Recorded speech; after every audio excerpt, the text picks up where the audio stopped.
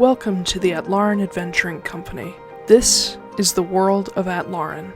Beyond the Forgotten Realms and perhaps not far from Exandria, Atlaran and her two-moon sky have seen leviathans, dissolutions, divine gates, and calamities. And that's only the last 5,000 years. Perhaps most distinct for her scars, Atlaran is host to a number of sacred or cursed sites, depending on whether you ask Bahamut or Asmodeus. Or perhaps you'll ask the old Faelan gods, whom the world herself and her moons and star are named after. These places, like Mount Gear, the Monomarig Meteor, Drozdana, the Dawn Deep Trench, the Shattered Continent, the Greenhall Sea, the entirety of Garrett Eldathos, they all play parts in the world's fate. But it's the people that truly shape it. And every so often, little windows of time, short glimpses into exceptional people's lives, are plucked from the midst of the chaotic centuries, and we call them stories. They're not always epics of heroism and bravery. Quite the contrary. Every hero was once a bumbling fool, or a selfish mercenary looking to make a platinum. Or, in most cases, both. And that brings us to our particular window in time, following in the footsteps of a scorned bard and her unlikely lone wolf companion. Or perhaps lone coyote is more apt.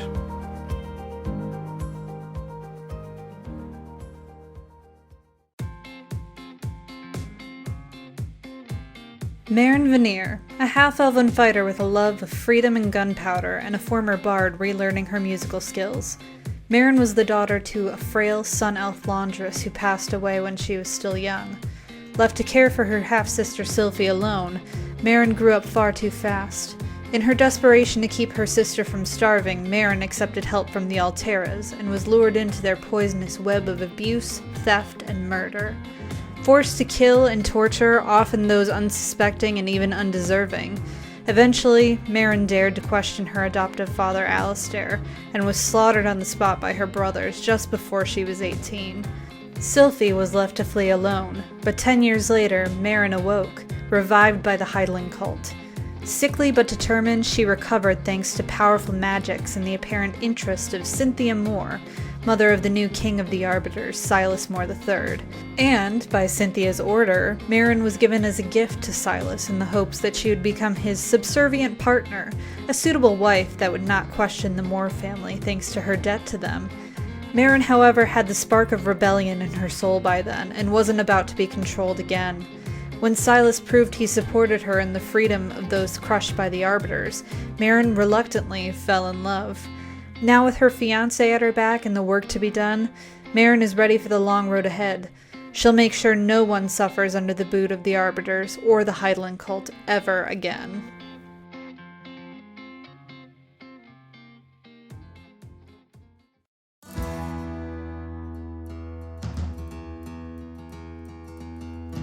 Kit, just Kit, a shifter, or ELUSIR, of the Coyote Totem and mildly devout cleric of Savros, the Balan god of mischief and wanderers.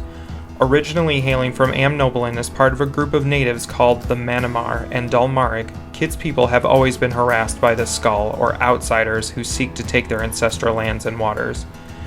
Kit's particular tribe was attacked when he was young, rendering himself and his brother Ren orphans, and forcing their tribe to flee their home continent altogether. They found refuge in Iroquel, but struggled to adjust to the change from subarctic to equatorial desert. Trusting in the sacred Mount Gear, heart of the world, to watch over them, Kit's people settled in the northern savannas. But Kit never settled. Aimlessly causing trouble to Skull and taking mercenary contracts to send money home since he was 15, Kit has become a person of interest to the Guild of Wardens, enforcers who help keep the common laws.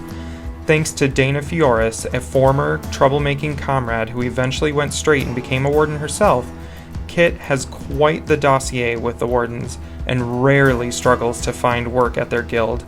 And now, alongside Sylfie, Kit has his own scores to settle with the Arbiters, though breaking apart an organization of kidnappers and slavers would be reason enough to destroy them.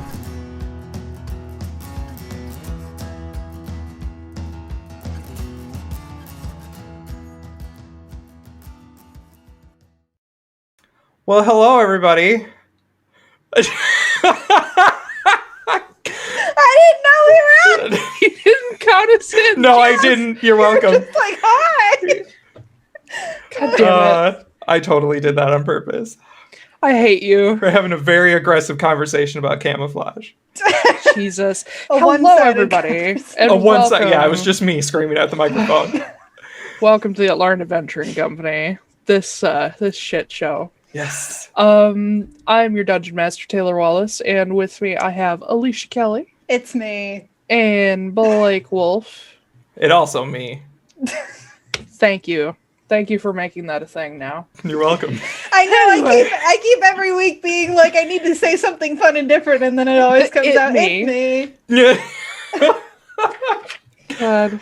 All right, let's get this recap started, shall we? Yes, thank you. I Yes. forgot to read it. What? What?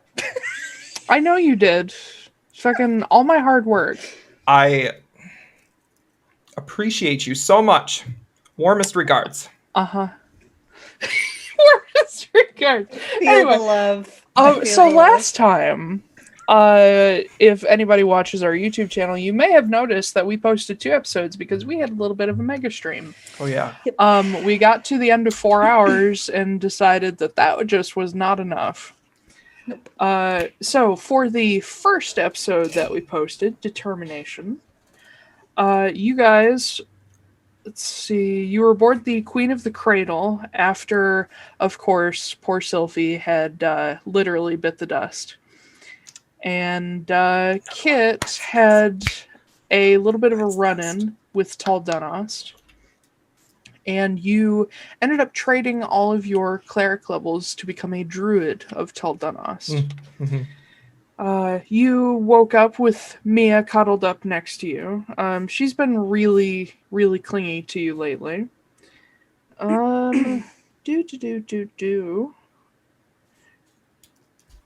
MARIN, who is now Alicia, because Sylfie done dead. You had a moment where you chopped off a bunch of hair, and you all decided that instead of sit and wallow, you were going to go out and get shit done.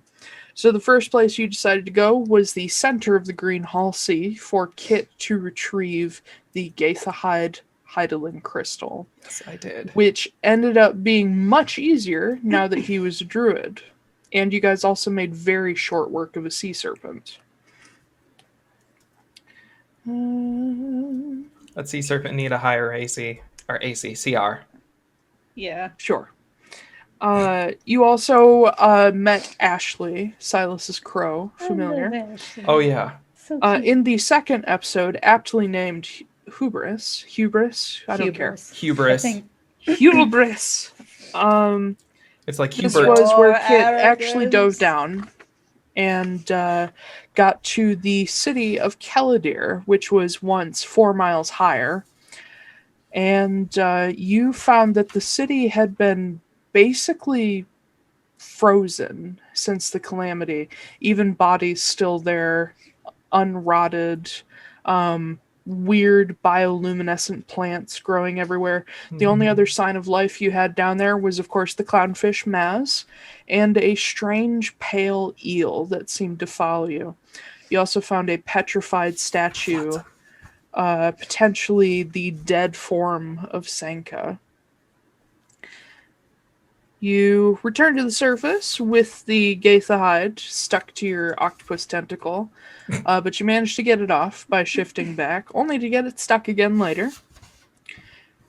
On your way to... Oh, I also marked this down. Kit saying nothing exists for no reason, which I appreciate you understanding my storytelling style. 11 days to Arden. You guys started playing around. Yes, 11 days. You began playing around with the staff, getting it stuck to your hand. You attempted to charm and dominate it with the Gesh spell, and ended up summoning a hurricane. Oops. As it did not like what you were trying to do. Well, Kit, either being some kind of hero or some kind of idiot, or both, left the ship in an eagle form to try to divert the hurricane, which thankfully did work. But you ended up getting caught up on the edge of it, pursued by the very spirit of Ulgar Heidelin, until something dropped you out of the sky and you came face to face with what Kit would know was Senna, or at least the Grey Lady, ghost of her. And she saved you, it seems, by sending you back to land as the hurricane continued raging westward.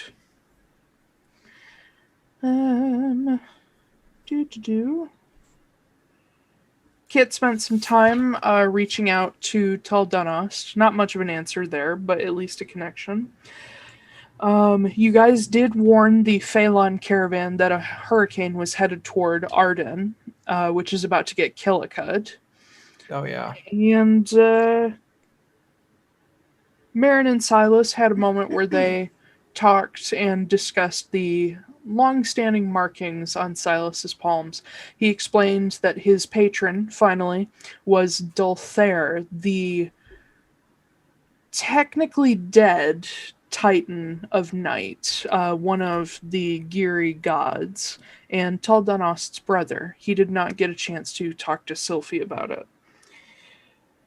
Oh, and you guys decided that whenever you get to, I don't know, Arden, maybe a different town, you're going to get married. Yep. That should be fun in a hurricane-ravaged town. We'll see. So, on your way... Yeah, you guys are back en route where we're picking up. I don't really think we need to worry about Kit's whole werewolf transformation anymore. He's had 2 successes with just not having any issues with it. I don't think it's a big deal anymore. So, I mean, I can use it to my advantage? Can I start learning how to do it on command? Yes. But it's probably going to take you a while to get it, like, down pat. That's fine.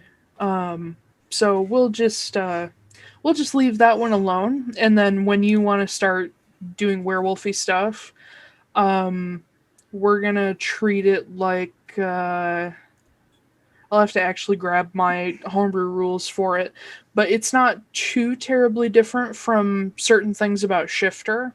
I'll have to grab them from Jace's file. But you will arrive at Arden on England the 2nd, so it is getting to... When does England fall? Summer is over, so it is now early fall. England, the end of England is the fall equinox. Okay. Yep, 23 days to the autumn equinox. I did make a note that Kit messaged Ren and Kenna through Clay. Kenna MacAmbro knows that you guys have the Gaitha hide, because you realize that it's real fucking dangerous. Mm-hmm. But it is the morning of England the 2nd. You guys are coming within sight of the port of Arden. I'll actually scoot you over to the Yep. continental map. So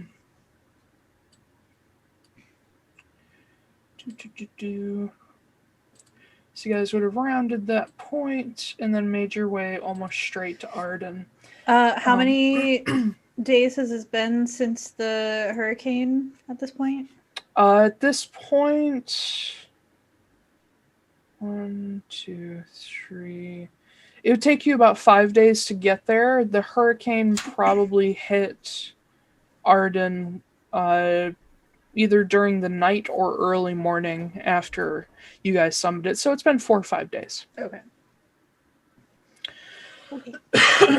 So you guys are approaching from the east. Ever since you got into sort of this actual bay, for once, there's a real bay. We're down by the bay. You are indeed where down by the watermelon turnips grow. Yeah. Sure. Are there watermelon turnips there? You don't know. They grow underwater. I'm sorry, excuse me. This is a harbor? That's not a bay. What are you talking about? Oh, we're jerks. We're jerks. Yeah, we're jerks. Oh, yeah. I mean, we can just kill everybody now and No! start I mean, fresh. we're pretty much headed there anyway, so Yeah, like... I know. I can't wait. Speak for yourself. Well, there is something that I wanted to do Yes. once we got here, is I want to turn to Clay. Actually, do I see the goose? The goose? Mm-hmm. He hasn't been... make a perception check. We're in a new town, right? No, not yet. I'm saying you're sorry. still outside the town. Oh, when we get into I gotta tell when you. we get into town. Sorry, I'm sorry. Okay, well, first of all, there's not much of town left. That's true. As you guys perfect, approach... perfect place for finding geese. As you guys approach, you do see the ship enters basically a debris field out in the Arden Bay, and you're just like constantly hitting little chunks of what were probably ships, barrels, chunks of railing, entire sailcloths. And in the distance, where you expect to see fairly tall buildings, Arden is pretty well set up. You don't see anything taller than 1 story, because anything taller is knocked over. From a distance, the only things that you can see that are like completely hale and whole are tents that have recently been set up. All of the docks are missing. They're just obliterated. There's no sort of pier or break wall. And there's no lighthouse. But there should be. You don't see it anywhere. Coming into the actual harbor itself, you guys don't have a dock to tie onto. So you have to get out on the little rowboats and row to shore, where you see that basically anything that wasn't made of stone and anything that's, again, higher than a story is just flattened. The streets are full of debris and wood and trash and dead animals, and you see in the distance to the south of the city there are large trenches being dug.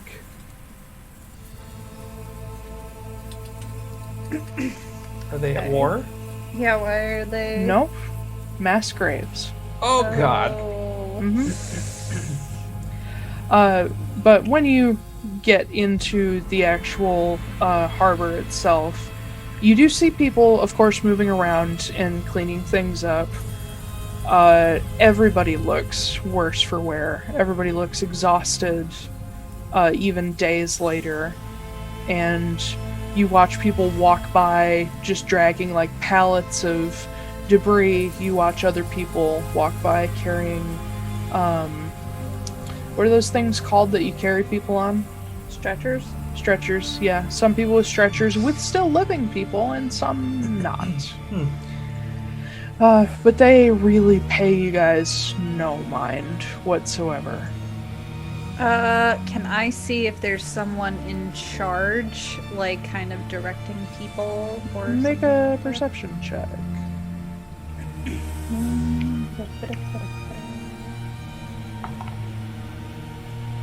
3.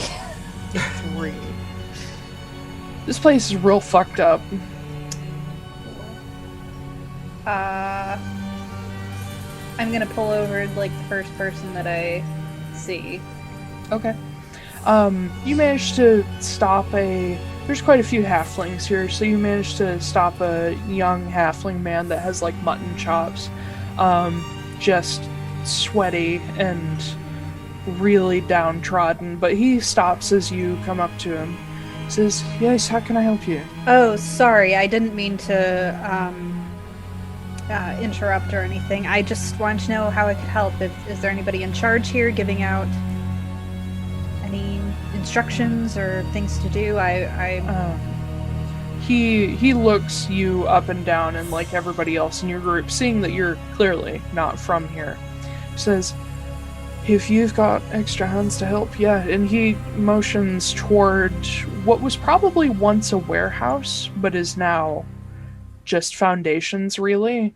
And it looks like a bunch of tents have been set up inside where, like, they can be blocked from the wind by the remaining walls. He says, the only person really left in charge is the Admiral. She can probably tell you what we need. Wait. What? Admiral. Yeah.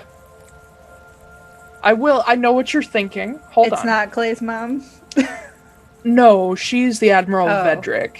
Oh, okay. I was about to be like, Clay's mom! Yay! No. Okay. I will mention this because it's kind of a cultural thing across Harris. Most of Harris, the governors of the city-states or villages or whatever, most of the major ones, especially the ports, usually their governors are a combination of an admiral and somebody else chosen by the people. Just for example, in Midcord, the two leaders were Admiral, I believe Admiral Sierra, and then the High Priestess of the Temple of Diana. Gotcha. Just FYI, they're a typical figurehead in the Shattered Continent. Okay. But yeah, he points you over to the collapsed warehouse and says, anything that, even if you just spare help, that's more than we can ask for. But For here, we're all healthy people. We can help out. So. But he nods and kind of like gives you all like a not a formal bow, but like a bow of the head, and he continues about his way. You do see that within this collapsed warehouse, other than the tents, you do see that they've sort of been set up in a ring around a central fire pit that's been dug out of the original warehouse floor, and it looks like they've been feeding it with pieces of debris. There's a lot of people gathered in the area. Most of them look like just townspeople, but you do see uniformed individuals here and there across the entire town. They have clear, like, dark, both navy, as in military, and navy-colored uniforms. Okay. I'd look back at Silas and I just kind of like motion him. I'm darling, I'm following you. Alright. I'm going over. I'm talking to the Admiral. What's Kit doing? Well, do I see Well. the goose? Make a perception check. Why are you so upset about this? Because you have no inclination to think that the goose is going to be there. I mean, Every I could... time we hit land, you can't be like, Goose! Well, I mean, you could. Right now, I have like a thing going on. But sorry, I just saw the chat. I have a thing going on with the goose where I check them like every time. Oh, natural one. Don't You see do the goose. see a goose. It's not the goose. I mean, it's a white goose with an orange beak. Seems to be just goosing around. Seems to be goosing around. I'm gonna go talk to the Admiral for now. Okay. That's what I'm gonna do to you from now on whenever you ask without a reason. I'm just Always gonna be see a like, goose." "You see a goose." Yeah. Yeah, you guys make your way over to the ring of tents, and a number of the townspeople look up, seeing you guys kind of, like, able to tell you're not from here just by the sheer fact that you don't look exhausted and filthy. But stepping in, some of the Navy soldiers see you guys sort of, like, take in your appearances, like, looking you up and down. They seem to be on high alert, but they don't bother you. The main tent that is very clearly marked as sort of like a meeting tent, the front flaps are open, and you see inside a salvaged and slightly torn up table has been placed in the center, along with a bunch of mismatched chairs.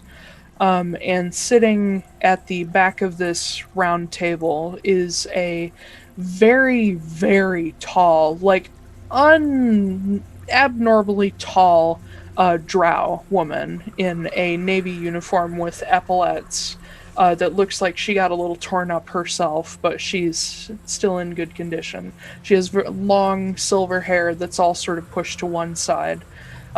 She has the fade like shaved into one side, but she's just sort of sitting there very, very proper as she watches in front of her. There's a map of the island, and a number of people around her are like pointing things out and marking things. She looks tired. She looks very tired. Can't imagine why. No. I walk up to her and I stick my hand out. Excuse me, MARIN VANIER. We just came into port, and I just wanted to know how we could help. So you've walked up like with your hand outstretched? Yep. She stares at you for a moment, looks at your hand, slowly reaches out to shake it. Says, good morning. What in the world are you all doing here? Well, we seem to have gotten caught in the same hurricane that, seems to have ravaged your town. We were meeting, some friends here. So, just thought we should help out if we can. Well, that's unexpectedly kind. Pardon my caution. We've already had dealings with pirates trying to come see what they could salvage. But she stands up from her seat and properly introduces herself, standing straight and bowing. She says, I am Admiral Risa, and unfortunately this town is now entirely my responsibility. Well, if we could ease the burden a little bit. Well, that would depend on what you have to offer. The most important things at this time are shelter, food, and water. Oh. I can do water. You know where there's a supply? I have a supply, as much as you want. Oh yeah, that's right. We have a bucket. We have a bucket. A bucket. You have a bucket. Mm-hmm. Yep. Gather your barrels. Fancy bucket. It's a pretty fancy bucket. Yeah. This is an enchanted bucket. It's a fancy bucket. Possibly. I'm going to assume this is just some strange foreign thing. And she turns to one of her officers and tells him, go gather people up, get as many barrels as you can find. And he takes off. But she turns back. Oh. What? Say, do you also have maybe like a crop field garden that is still not completely dead? Yes. If you go to the west side of the city, the farmland is out that way. All right. Like that food that people can eat, not just like animal food. I understand what you mean. Okay. Yes. Yeah, I can help with that a little bit. Yes. Thankfully, much of the crop wasn't too badly damaged. The hurricane seemed to stop after it hit the city itself, but any extra would certainly be welcome. But, as far as me, I can do a little magic, but nothing that's going to be useful, so I can help build, Well, for now, we're just putting together what we can for lean-to shelters, something to keep the rain off. Thankfully, it's not too late in the year, but, and many of the foundations of the buildings have survived, but, yes, she turns and points to one of the people at the table with her, all these other people who are just sort of looking on, like, kind of confused about these newcomers and definitely not used to charity. But she points to one guy who has a yellow band on his arm. She says, if you go to any one of the task force leaders, they have these bands on their arms. They can tell you what to do, give you things to carry, whatever you like. Perfect. But yes, we will, of course, we don't have much to offer in return, but we'll keep you fed and we'll give you some place to stay if you need it. I mean, we're helping because it's right. So. Many people do not have that outlook, but I appreciate it. I'm just gonna walk right over to one of the task force people and be like, Okay. use me. Okay. Tell me what I need to do. Excuse me, Yeah. hall monitor. Yeah. Where am I going? I need to use the Clay- drinking fountain. Clay and Mia both follow you to help out. Let's see. Bull definitely would too. I mean, he's a big, strong boy. Wah. Boy. Yeah. Silas stays in the tent talking to the people there, kind of like figuring out what they need and figuring out how he can help. So, DM, Yeah. just as kind of a retcon thing, Yes. are we letting everybody in the whole world know that Silas is like the Silas, or are Probably we? not. Yeah. His name is Mark. Yeah, I was about to say, like, maybe we should decide on like a code name or something, or like an alias that he's. Oh, I already had. Oh, you did? Yeah. Oh. He's been introducing himself as Silas VANIER. Oh, how sweet. I mean, Ew. he's told you before that I've mentioned this to you before that he will either take your name or if you guys want to be Faelans, he will also do that. Okay. So yeah, he's Silas that's VANIER cute. right now. Okay. Cool. But yeah, his skill is definitely more in organization, and sort of allocation of resources. So he talks to the Admiral, kind of figuring out if she needs any help with anything, offering his expertise before he actually goes and joins with helping people and actually learning how to do manual labor, because he's Yeah, I was not about to that say, I don't experienced. Yeah. think he knows how to do that. It's not that he can't, he just hasn't. But Kit, what's Kit doing? So, Kit is going to use the bucket to fill up a bunch of barrels whenever they get them there. And then I also want to pull Clay aside for a second. Okay. Yeah, he's kind of helping move some stuff away from this central warehouse like base, and you managed to catch him. I should also mention that your crew of the Queen of the Cradle, they're also joining in to try to help out. So you guys have a bunch of people who are very used to physical labor joining in to help, and that's definitely helping it all along. So, Clay, Yeah. I need you to send a couple messages again. Oh boy. Okay. I need you to send one to Kenna McAmbro one more time Oh boy. and just ask her when she's going to be here so I can be ready. And if you could do that, I would appreciate it. I can. And also And, tell her I have an idea. I have someone she needs to meet. Okay. Mm-hmm. Thanks for the detail. Yeah. And he draws the runes into the air and sort of puts the circles into the air and puts the runes into it. And you see him mouth your message, and you seem like cringe waiting for her to yell. And then he's like, "Oh, okay. She says someone will be here tomorrow, but it won't be her." That sounds sus. It does, doesn't it? Yeah. She said it was somebody she trusted, but she couldn't be here. Yeah, we'll see. I don't know how I feel about that. Can you also send a message to the goose? You're really? Yes, it's capital Mr. the Goose, I believe.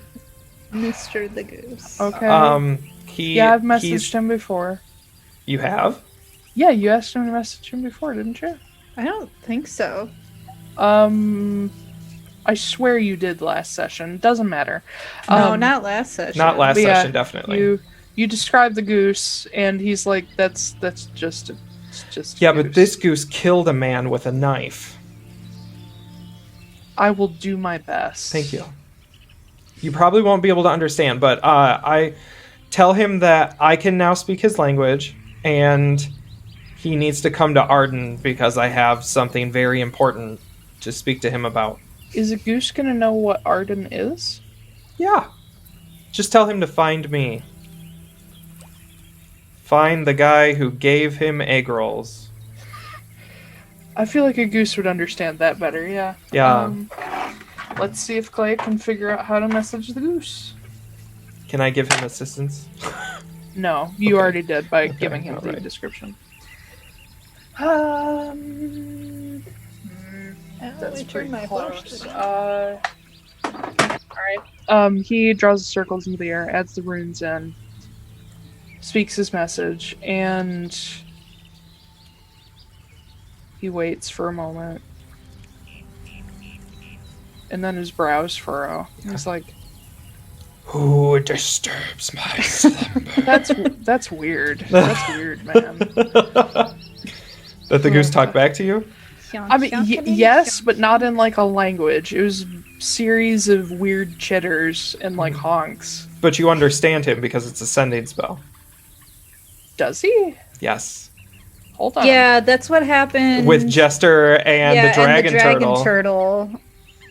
Where she basically got back like a feeling Yeah. of what Images he was trying to convey. Of dragon turtleness. Spell enables creatures with an intelligence score of at least 1 to understand the meaning. Can answer in a like manner. Okay. Fuck. God, sending is OP. He's like, he said he's busy, but he will find you soon. This is important. It's really important. Busy doing what? Just Yeah, busy doing goose what? thing? Eldritch goose things. Yeah. Being a demigod. Demi-goose. Demi-goose. Okay. Well, thank you for your help. I'm gonna go farm for a couple of minutes. Okay. Have fun with that. Yeah, you too. I'm sure physical labor is like right up your alley. So. Well, I mean, I used to help run Used to- ships with my mom, Yeah, so I know. it's not that bad. And Are you he's getting like, your land legs? Feeling okay? Shut up. And he just picks up a big piece of wood on his shoulder. And Yeah, I bet you like That's heft and heavy wood. Yeah. I do indeed, kid. So I need to go to the farm, the field. Yes. Oh, quickly, Mhm. Kit. Did you inform anybody else besides Clay that we're dropping the staff off with Kenna? Yeah, I told you guys. Oh, Okay. no. Did I? No? Yeah. Well, you didn't in-game. I didn't know if you wanted to make that choice. No, I haven't yet. Okay. I don't know if Clay has told you, but I haven't. Okay. Just wondering. Mhm. Taiylor, So I I'm don't- going to the crops. Oh, sorry. So, Taiylor, I don't know. Do you have your ring light on? Because you're... Yeah, I was about to say you're not very well lit on one side there. There we go. Okay. I just didn't know if you turned it on or not. Continue. Give myself some color. Yeah. Yeah, because it's starting to get dark outside. But as soon as I switch to a screen that has a lot of white, it'll blow me out. Yeah. So we're just gonna try to stay on Facebook Dark. Anyway, yes, Kit. I'm going to the fields, to the Indeed. farm, to the crops. To sow my seeds. No, Not in that way. no. Okay, do you use magic to help with this, or are you just straight up just farming? Yeah, for like 30 seconds. I'm like, oh man, what a long day. No, I am actually, I want to find an area that there's like I don't know what kind of food they grow here. In Arden, they would be able... They're starting to get toward the warmer part of Paris, so in this area... Yeah, this is like just outside the subtropic area, so they'd be able to grow pretty much anything you could grow in Middle America. Okay. North So America. do they have plants that are like maybe on their way to being ready, or This time of year, yes, they have a ton of stuff that would have been just about ready to harvest. Okay, but probably a lot of it's been destroyed. A good chunk of it has, yeah. So A lot of the like root stuff, like potatoes, are okay, but the above ground or taller stuff is real fucked up. gotcha. Like the corn. I am going to see if I can repair it. How so? I'm going to walk into the center of the field. So there's at least like 100 feet on all side of me or whatever. Mm-hmm. And I'm going to dig my fingers into the dirt, and I'm going to cast plant growth. Yay! That's the thing Key lifted. And I'm going to see if I can get it to go better, or to like come back and have enough food for them to eat or whatever. Okay. Let me check out that spell real quick. It says if I cast the spell over 8 hours, you enrich the land, and all plants in a half-mile radius become enriched for 1 year. Oh, Yeah, it's a damn good spell. fuck. Yeah, I mean, it's a long-term spell, but it's a good spell. Mm-hmm. Alright. So yeah, you will spend a full... How long do you spend to... Well, so the spell, this is the part I don't understand about the spell. It says if you cast it over 8 hours. So like Yes, it's instantaneous, and the casting time says special. Yes, so there's two versions of plant growth. Okay. There's the one where you spend one action to help all the plants currently there, and like they grow super fast and they're done. Okay. But the 8-hour version is where you actually enrich the soil itself, and that lasts for a year, causing faster crop growth, better crop growth, just over a long period. The action is just instant, whatever's here grows. Okay. So if I do the 8-hour one, will it bring some of that stuff like ready to go immediately? It probably won't help some of the stuff that's like really fucked up right away, but it probably would be repaired and ready enough before frost. Gotcha. So this would affect the soil within a half mile. You'd be able to get like a major part of one of the sort of sections that you can pick what sort of plant you go for. All the like close to the ground, like melons, squash, potatoes, root vegetables, those are all fine. The stuff that took the most damage would be the taller grains like corn, wheat, that kind of stuff. Or they do have orchards as well, apple and cherry orchards that they're not doing great. So you can pick, like, do you want to do grains or orchards to help it out? Would it be possible to... You know what? Orchards make more sense. So that's more long-term, so I'll choose the orchards for this one. Okay. So you can probably get most of one of the big orchards with an 8-hour spell. Yeah, it's going to take a while. So yeah, I guess I'm just gonna sit in the dirt for 8 hours. The way I treat 8-hour spells is that you do have to be casting them constantly, but you can like take a break in the middle and like, because casting for 8 hours is kind of ridiculous. Yeah, you have to be focused on it, but you can stop and like have a break and eat and that kind of stuff. Okay. But yeah, so you plop yourself down in the middle of one of the apple orchards and just start a casting with this new power that you only recently got. And I should go into this for Kit. Part of the reason that druids, not only as a class, but as, like, the people, are so highly revered by ELUSIR culture, Monomar, Dulmaric, is because of this very type of ability. The ability to keep things growing even through horrible natural disasters, the ability to fix things when the outside world destroys them. Among your people, some of your most highly revered druids are people who have done things like save entire forests that were clear cut by Skull, or even clean up water that's been destroyed by the Skull. So as you tap into this ability, you are beginning to get a better understanding of what it is exactly they do, because it's fucking hard. It is incredibly draining, but it also gives you this connection to the land that you otherwise have never had. Your connection has always been with a specific type of animal, never the land itself.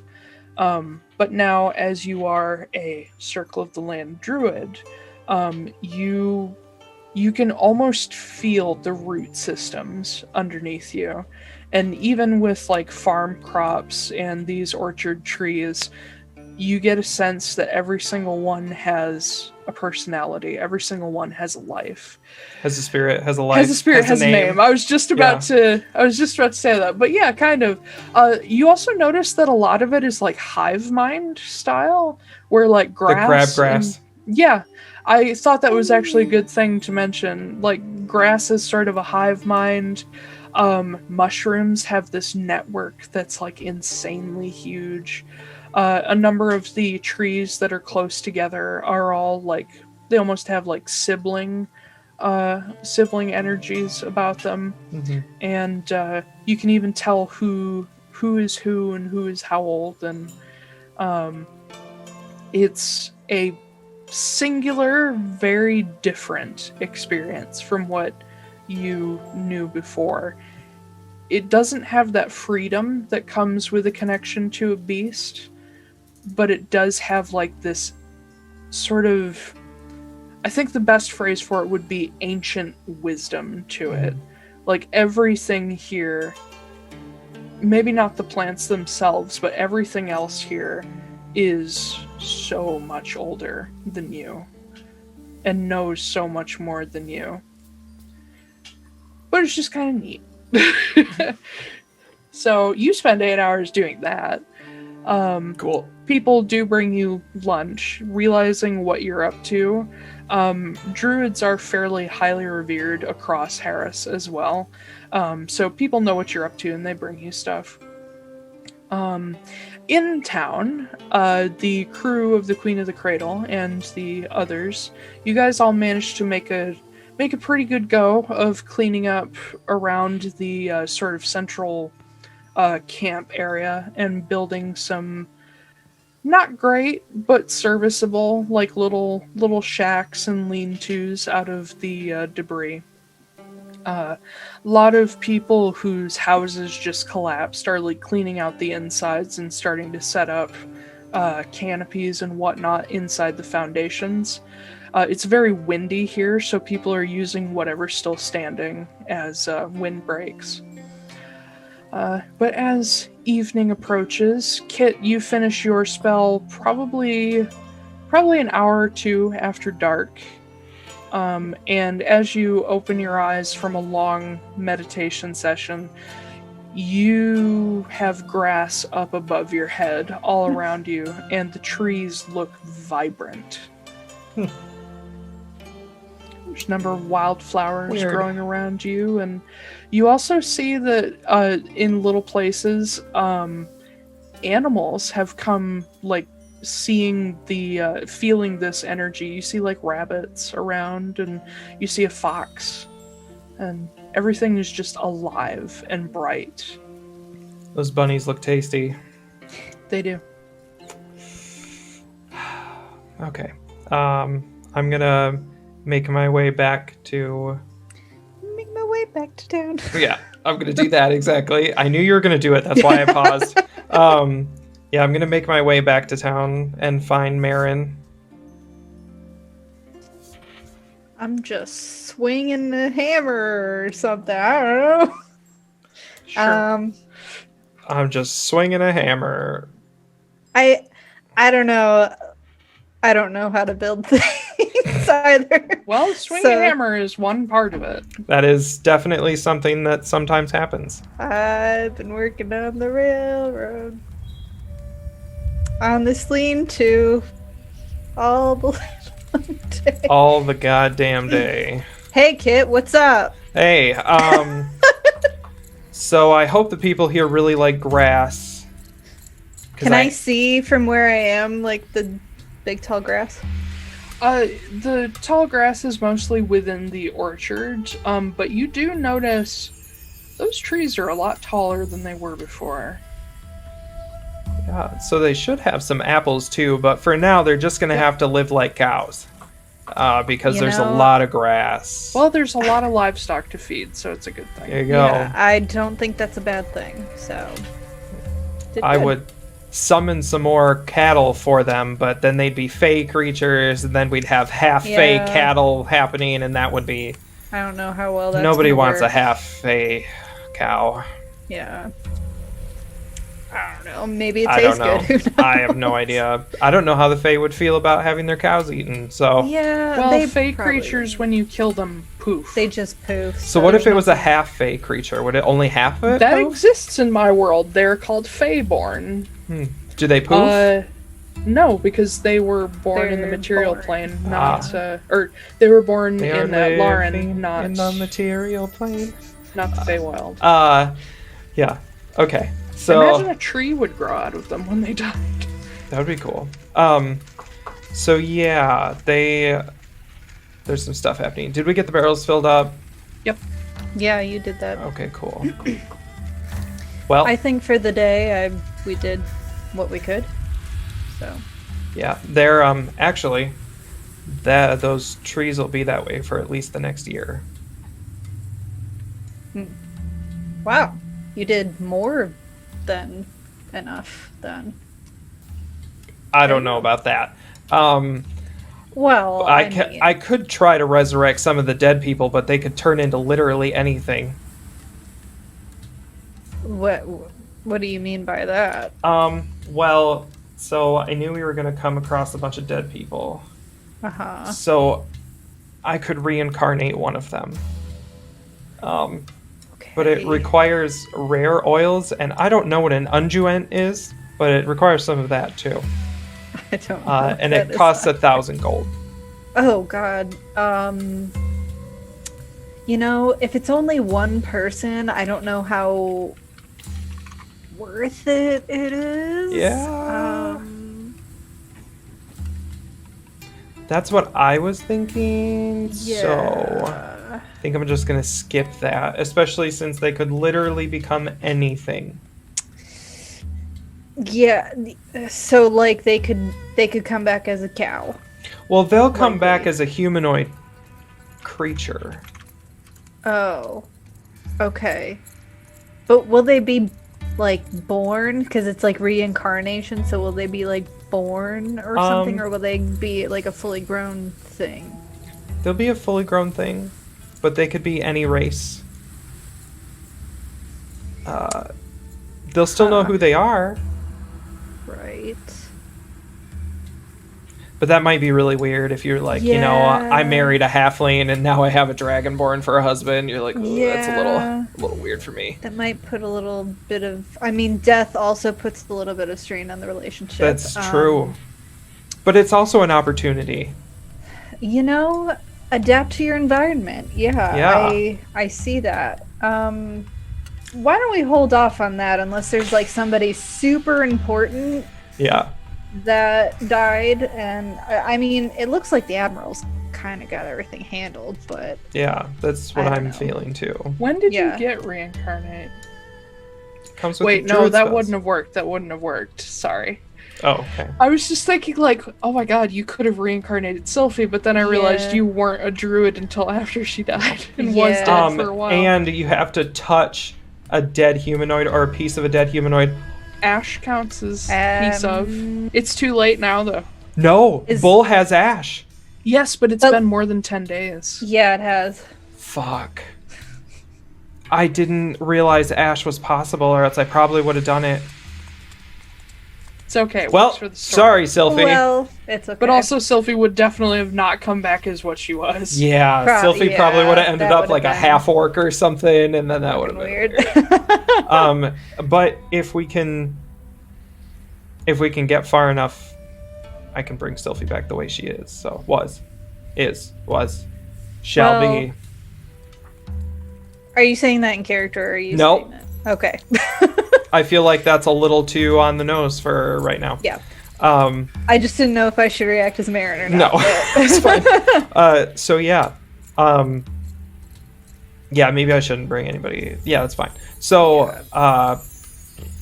we should. What are we doing? Well, I think we're turning it in for the night. Okay. I don't know. At that moment, you guys hear, "Hey, kid," and you see in the distance Quinn walking into town. No. Followed by a gigantic caravan. We haven't told Quinn yet. No, we haven't. Oh, you have not. Oh no. I love that I saw the joy and then then it's like, oh fuck, this is gonna be awful. But yeah, you see Quinn with at this moment long magenta hair, walking along, leaning on a staff, followed by a number of the main sort of bulk of the inner Faelan family: Jace, her husband John, and a number of others. I'm assuming this is the caravan. Yeah. I mean, they look like. I mean, you look at them and it's kind of like, oh, it's a caravan. They look like a bunch of roaming circus performers. Yes. Yeah. Hi, Quinn. Yeah, he walks up and he just towers because he's a gigantic furball. And he puts a hand on your shoulder. He's like, "It's good to see you. Is it okay if I hug you?" If you must. And he pulls you in for a hug. And so this is MARIN. yeah, and he turns. He's like, "That MARIN?" Yeah, that's Sylfie's sister. Sylfie's the MARIN, undead sister. And he opens up his arms to you. Oh, okay. If it's just okay, just go with it. He hugs everything that breathes. I'll hug him. Yeah, it's a little awkward, but it does seem awkward at first, but as Quinn actually hugs you, it's really comforting. No, of course it is. Yeah, but he hugs you like he's known you forever, and he pulls back. Oh no! And I need to. Oh no! Real quick. Here it comes. This is awful. This is terrible. He looks back at Kit, and you see the smile go away just a little bit. Says, I feel like everybody's really awkward, and I guess bad news. Well, there's one more missing.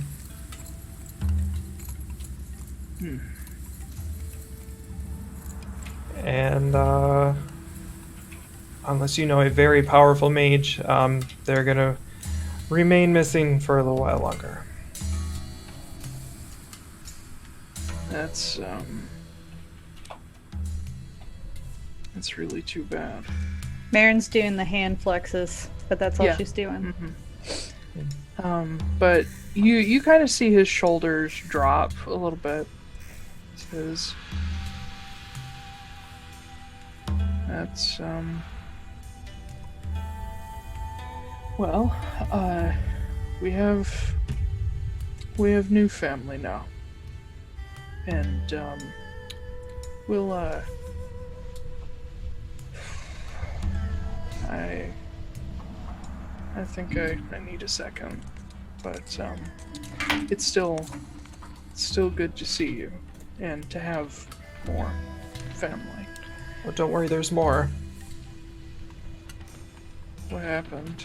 No, I mean there's more. Like we're picking up people like flies. Oh well, I don't think she saw that about herself, but Sylfie kind of had that vibe about her. MARIN turns around and leaves. And he watches her go and nods to himself and says, well, we're gonna get camp set up. It looks like these folks could use some help. We're doing So, what we can. Can we stay with you guys tonight? yeah, absolutely. We've got room. And he turns and looks back at everybody who's standing there waiting, having heard most of this. Jace, in particular, looks conflicted, is probably one of the better words for it, but just like she's not sure. She's just not sure of. She's in that kind of not processing sort of moment, and he turns back to all of them and says, all right, find free space wherever you can. We'll start helping out a little more in the morning. And everybody sort of steps away. In the meantime, MARIN, where do you go? I guess I'm just going to... Oh god, I don't know. I walked away dramatically and now I don't know where I'm going. I guess I'd just go find Silas. Find Silas? Okay. Yeah. Yeah, he's still near the sort of central ring. He's outside at the moment, getting a late dinner because he forgot to eat. He has a tendency to forget to eat. That's how he stays so thin. Naughty. But yeah, as you approach, he's finishing up his meal, and he looks up as you approach. Says, yes, darling. Hello. Hello. How's it going? Peachy. What's wrong? I don't know. I didn't want to... The caravan arrived. Oh. Didn't really feel like revisiting stuff that happened weeks ago. So, yeah. I'm here. Distract me. All right, well, come here. And he just sort of letting that go for the moment because he'll definitely talk to you about it later. He pulls you in next to him and just sort of loops an arm around you as he's sitting in front of the fire. He says, have you eaten? Today, yes. Have you eaten within the past 6 hours? That's probably not a yes. Well, you're going to. And okay. He gets up and goes and finds some of the leftover food from dinner and brings back a little like cast iron pot to put over the fire for it to warm up. And sits back down next to you. Says, well, tell me about your day. Now you're gonna make me go into detail on what I did? I don't know, you don't have to. I tell him what I did. Great. I built things. You hammered a lot of wood. Yep, that's all I did was hammer. You're very good at that.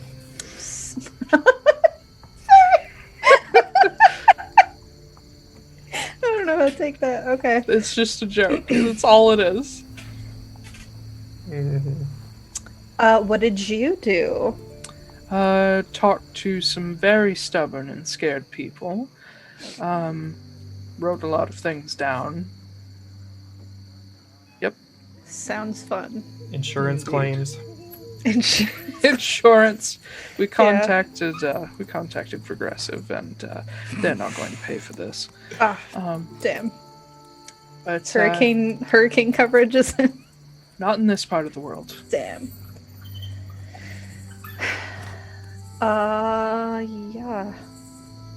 Yeah.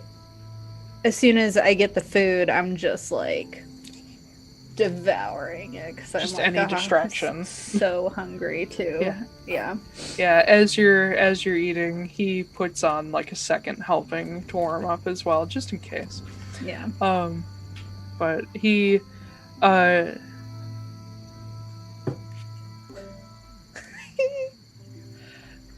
as you're eating and distracted, he gets out, like, you see him do this every so often. He has a journal that he writes in, and he gets it out and jots some things down. While he's doing that, he says, "So, this may not be quite the ideal setting for a wedding, but, up to you." Yeah, it's a lot more destroyed than But it could I also be very anticipated. unique. It's true, and I'm sure all these people would like a little bit of a party. That's what I was thinking. Something to raise spirits and a day off from worrying about this and that. Yeah. Kit's taking care of a good portion of the food problem, and water isn't a problem anymore, so... I mean, I'm still good to go if you're good to go. I'll tell you if something changes. Okay.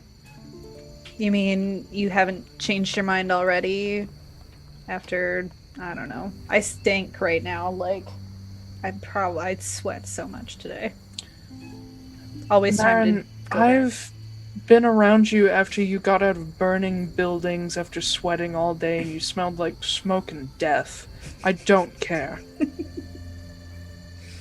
I'm just saying, the option is open. You can walk away at any time. That seems like a waste of time. They also, well, I don't know. Bull mentioned something about the caravan's probably going to want to do something for Sylfie too. I don't know what they want to do. I imagine.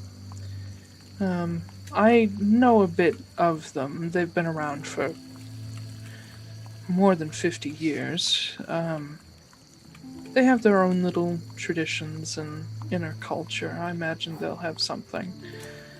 But, I imagine you don't want to go through that again.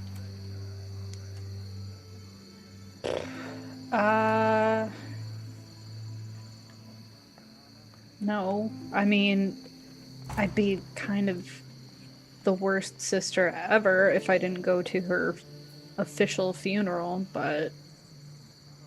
But also no one would blame you.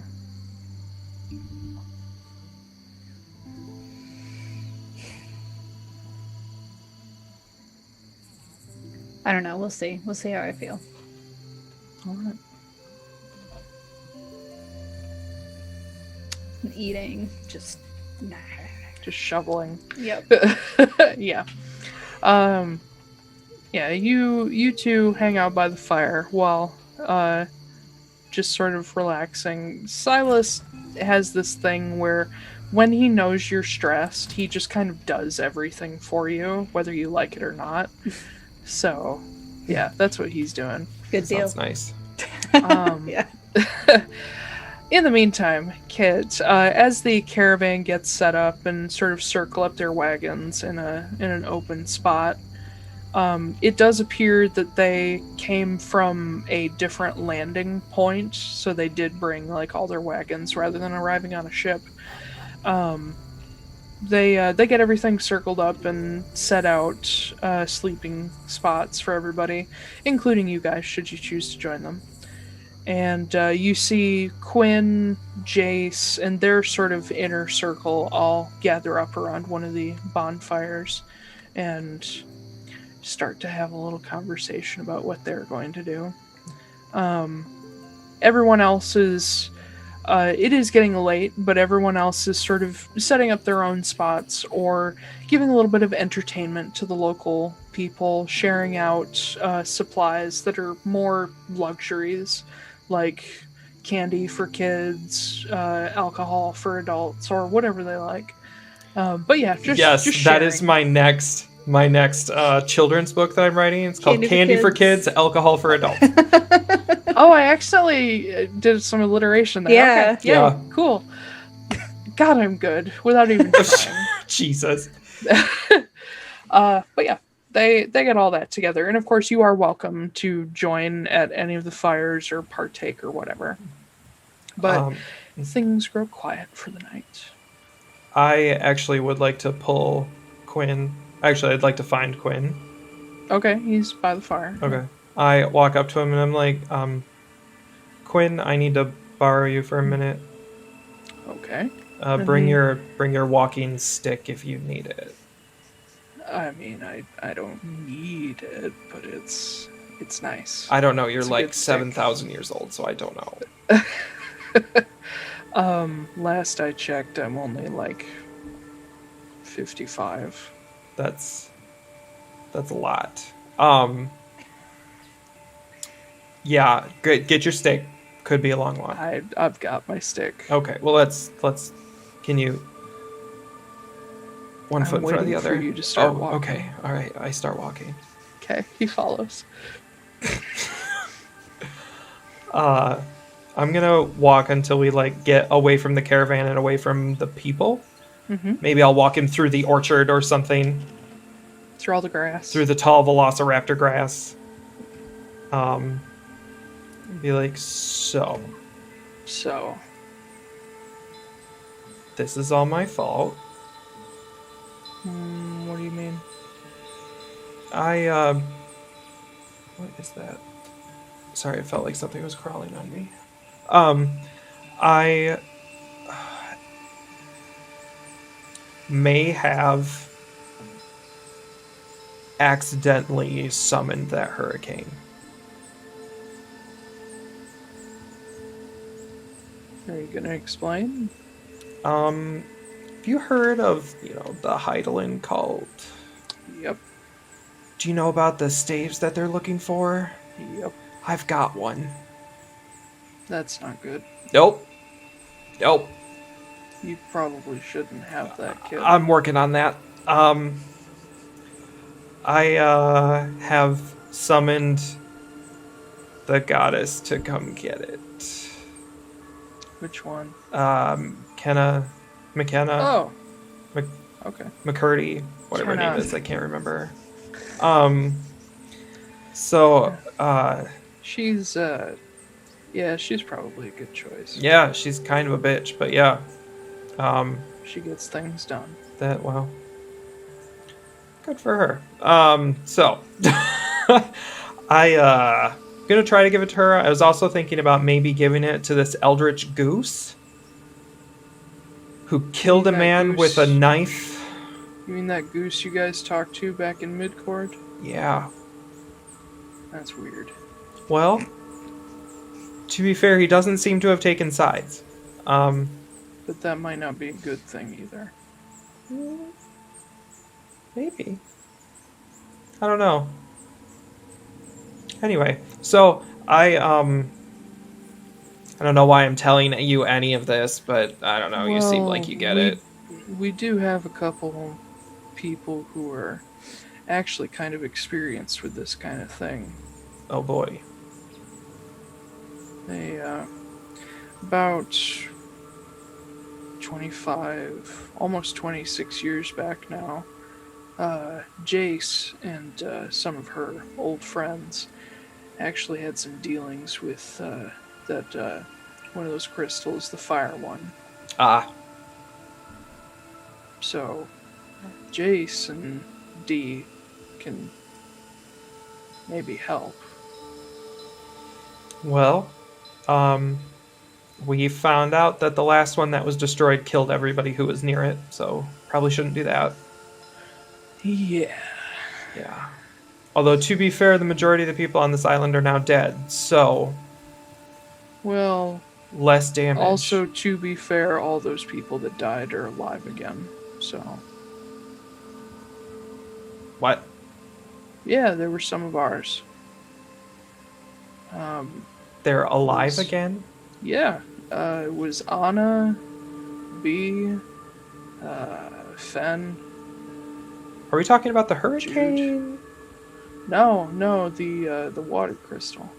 Ah, okay. You lost me there. We kind of wandered out into left field. I'm talking about one of the crystals, not the hurricane. I don't know anybody here. Does anybody? I don't think I do. Yeah. Does anybody in the caravan know how to resurrect people? In what capacity? Permanently?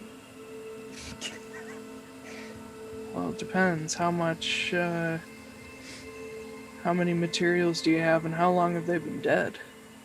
Like 2 weeks. And I'm talking about Sylfie. Yeah, I've got like 4,000 gold. I don't think we have anybody that can fix that. It's a lot. I could have brought her back to life. But I didn't know I could. Well, that's not your fault. I guess.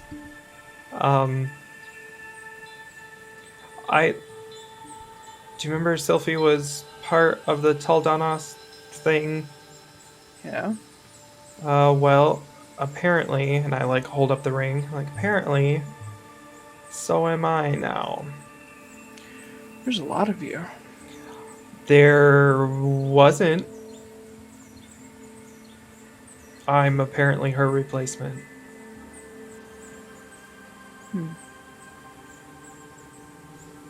Which also means that I'm no longer a cleric anymore. Can't imagine your former patron's very happy about that. Oh, I don't know. To be fair, I've never spoken to him, her, them. So. Savros, he's man. Okay. He him. gay man. Okay, him. Super yes. Him.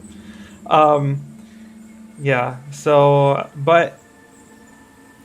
Do you see all this grass and like all these super nice trees? Yeah, it's pretty nice. Yeah, I did that. Good job. Thanks. Never grown grass in my life. Yeah. So, I feel like this is a good thing. I mean, yeah, generally speaking, more nature's always good. That's not what I meant. But yeah. I'm feeling very oxygenated out here. So, anyway, yeah, I don't know why I needed to update you on all this, but there you go. You now know the story, and that I have in my possession one of the most dangerous weapons in the world. Well, it's always good to keep what I hope you consider responsible people updated. Caravans dealt with this kind of stuff before, so if you need help, your family, we're here to help you. Thank you. Feeling a little iffy about that F word still, but yeah. Well, it's just the truth. Excellent. So I have somebody coming to get this thing away from me. That might be a good thing. Maybe. Is it Kenna? She's not coming herself. She said she's sending somebody. Well, I mean, if she's sending somebody, she probably trusts them.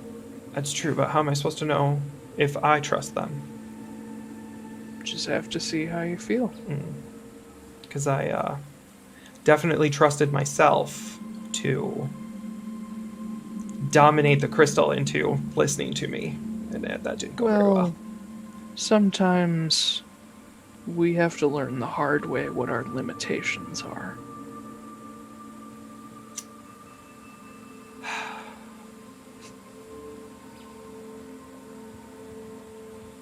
It's not your fault. Just do better next time, now that you know. Do you want to pick another knife? Put in there? I'm not trying to hurt you, kid. I'm just trying to be realistic. That seems weird for you. Am I not realistic? There's a positive. I prefer to think hopeful. Gross. So, I'm going to... Do you want to... Are you getting tired? Do we need to go back to the caravan? I'm not that old, kid. Okay. Well... And then he stops. He's like, actually, no, I'm 60. I lost a couple years in there. Do you have dementia? No. No, just don't really care about birthdays. Yes. So, we should go back. What are we gonna do for Sylfie? Well, we were talking about it, and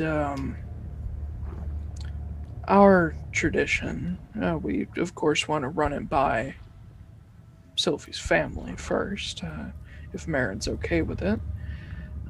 We have a pyre, and we have a tradition of giving these silver rings to the people that the deceased were closest with, as a memory. Okay. Maybe warn MARIN about that. Yeah, of course. We wouldn't do it without her okay. Okay. Yeah. If it's not something that she wants to be done, then we'll all just do our own thing. Okay. All right. Good enough, I guess. And he hugs you. Ugh. He's like, I don't care how much you think you hate it, everybody needs hugs. But you need a cane, so we should get you back. And he drops the staff and looks at you. Can you pick that up? Is your back okay to pick that up again? I can. I believe you. I want to believe you. But I'm going to And need he to see you reaches do out it. a hand, and the staff flies into his hand, and he turns and walks away. That is cheating. That's cheating. It's not cheating if you worked for 50 years to be able to do it. And he just keeps walking. From behind him, I'm going to take out a piece of blue. I'm going to pick a piece of grass, actually. And I'm going to make it pink on his hair. Okay. And turn it like grass color. He stops. Kind of looks up as like a little bit of hair trails in his face. Kind of goes to get it out of his face. He's like, okay. And he keeps going. I knew he wouldn't care. Okay. He'd nice probably color. be more concerned if I changed it like a normal color. Yes. Yeah. It's like, yeah, he walks along, and you hear him kind of muttering to himself. He's like, I actually like this color. This is nice. And he just keeps walking. Okay. Good camouflage. Good camouflage. Yeah, for sure. Because he's like fucking 12 feet tall. He's 7 feet tall. So, as we're going back to, I'm gonna like run up beside him and be like, also now I can talk to a fish, and I can like summon water and breathe underwater. And I was a giant octopus for a while, and there was also like this really weird white eel down in Greenhall. It's like the weirdest thing. Anyway, He just has this little smile on his face, like a parent listening to a toddler tell them about their day. Mhm. Just a little smile on his face. Yeah. And I just like randomly talk about shit as we go back. He listens to every word. Oh. Stellar. Kit hasn't had a dad for like a decade. It's nice. Mm-hmm. Yeah. But when you guys get back, most of the camp is turned in for the night. You're staying with the caravan. So, Marin and Silas, where are you guys staying? I imagine, like, I heard that Kit was staying there, so... Oh yeah, the invitation has been extended to you guys. Yeah, so I'll say we go back up there eventually. Okay. As it is getting a little colder this time of year, everybody does have, like, inside, like, cart spots.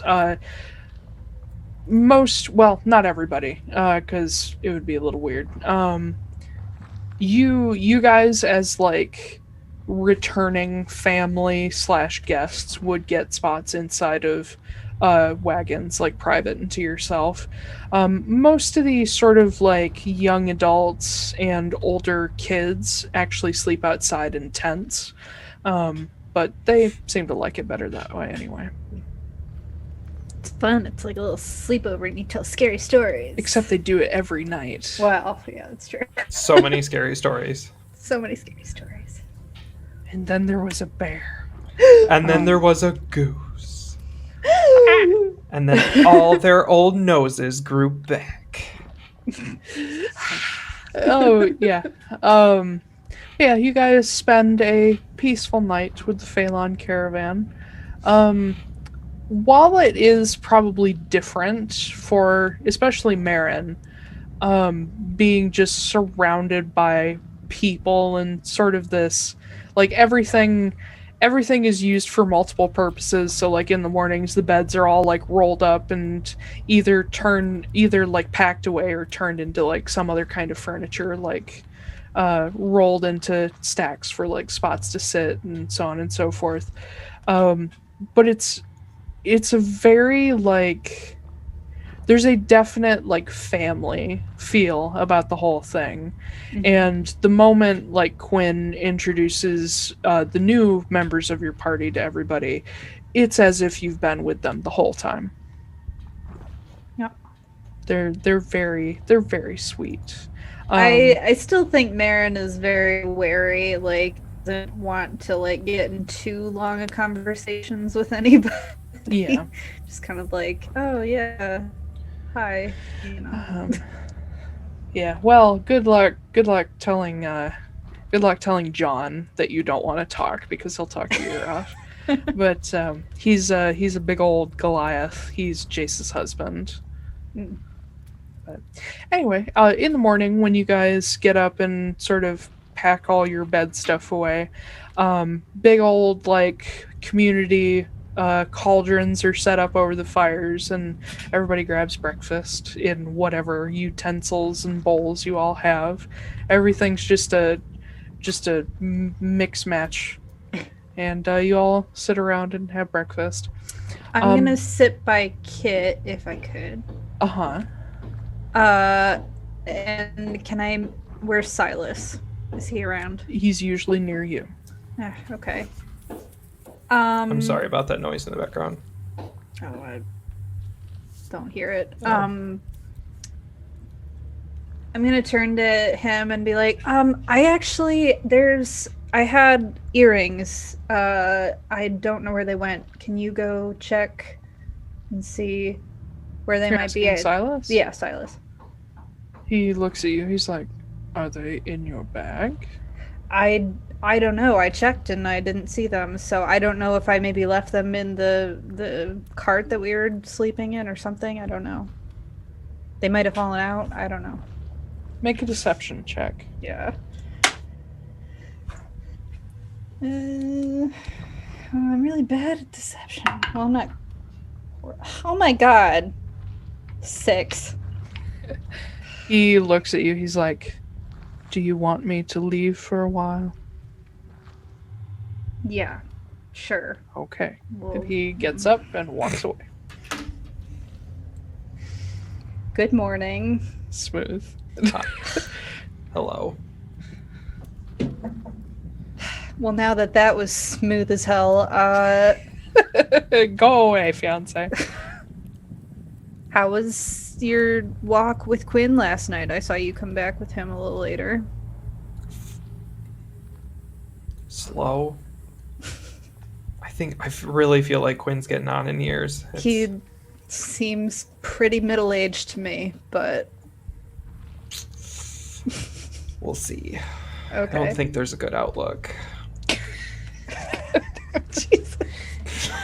Sylfie did tell me you had a thing about just anyone older than you was like in the grave already.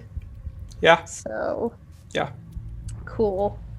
Ooh, Marin's younger than I me, am younger than him. Yeah. Yeah. Technically. Technically. Just because you got a new body. Well, no, it's She did not. technically It's the my original old one. body. Yeah. Oh. It used to be really rotted and gross. Ugh. All right, so while he's not here, which, God, you were a cleric, so you know something, and you're Tel'Danost's. Thank you. So, yeah, and you're Tel'Danost's new helper or something, so you must know something about the Geary. Sure. Okay. Culturally, yes. Okay. What do you know about Dulthair? That's the Tel'Danost's brother. Yeah, Tel'Danost's brother. Yeah. Yeah. I don't know if you know anything more about him. Make a religion check. Get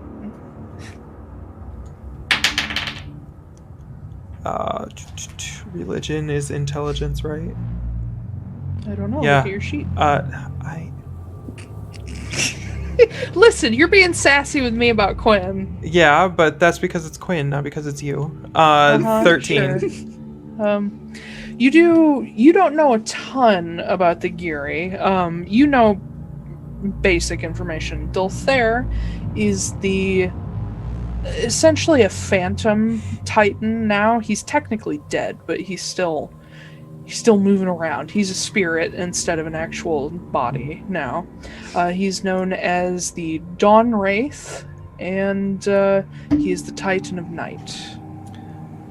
Ditto. The Dawn Deep Trench is named after him.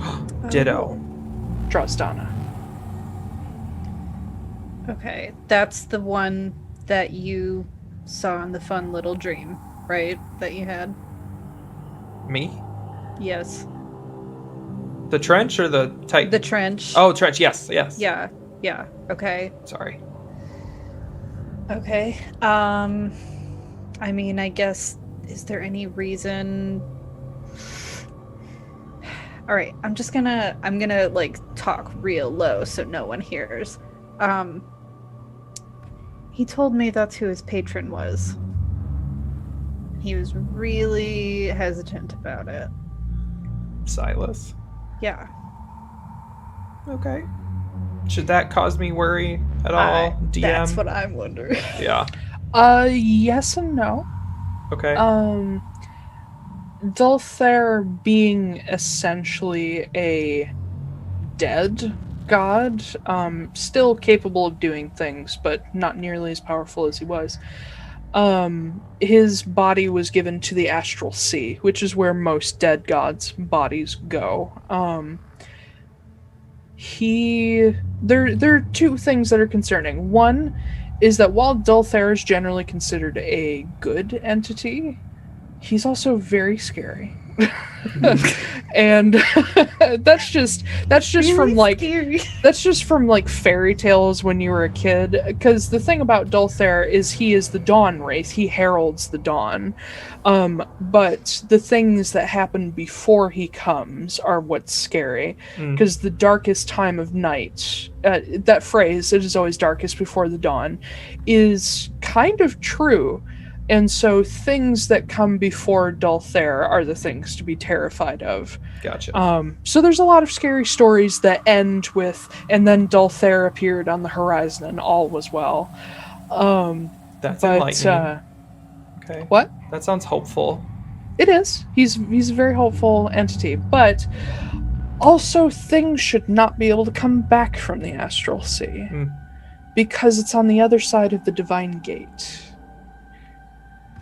Okay. Gods can't pass through the Divine Gate. Yeah. No, I know. Very much like Matt Mercer's version of it. So he is like soup's powerful. Or he found a way through. Yeah. Also, generally speaking, while warlocks are not... They have a similar stigma about them as, like, witches do in the real world, where people are like, you never really know, like, what they're up to or what this deal with the patron is actually about. That's one of the scary things, is, like, what is their deal with this patron? What are they giving and what are they getting back? But in some places, warlocks are actually hunted like witches, which is part of why Silas keeps it quiet. So. Ditto Okay. that. Yeah, so I mean, it's like, could be concerning. Yeah. I'm trying to be, like, really cool and accepting about it, you know? Like, trying to be like, oh, I still love you and all that shit, but I do. Like, Okay. I don't see him any differently, but, like, I also do wonder, like, I don't know. I don't know anything about this god, so what am I supposed... Ow. What am I supposed to think? Marin accidentally, like, hits one of the rocks next to the fire. Ow. I just want to know if he's going to, like, get sucked into some either evil shit or his soul get dragged into hell or something. I don't know. I don't know anything about these people, so. Huh. I mean, to be fair, I don't think any of us really know anything about the gods. But I would say it doesn't seem to be hurting us at this point. But I don't... He's already made a pact. I don't think there's any way to really break that. I mean, probably not a way that is good. I don't think it's just like, oh, peace out. Yeah. I mean, the only way I know how to break one is what I did. Like, you end up with another god. Yeah. And then who knows what the repercussions of that is going to be. This is why I don't deal with gods. This is why they just want things out of you, you know. And yes, it's just, if they were so powerful, why would they need to use us, right? Divine Gate. Yeah, I know. Well, I do enjoy the cool powers that come with it. That's pretty okay, neat. Yeah, but like, at what cost, you know? My whole life. Yeah, exactly. Forgive me if that doesn't sound like not enticing to me. That's fine. But I mean, sorry, I guess you chose to do that, right? I She mean, didn't, like, make you. well, I didn't really know what was going on. Okay.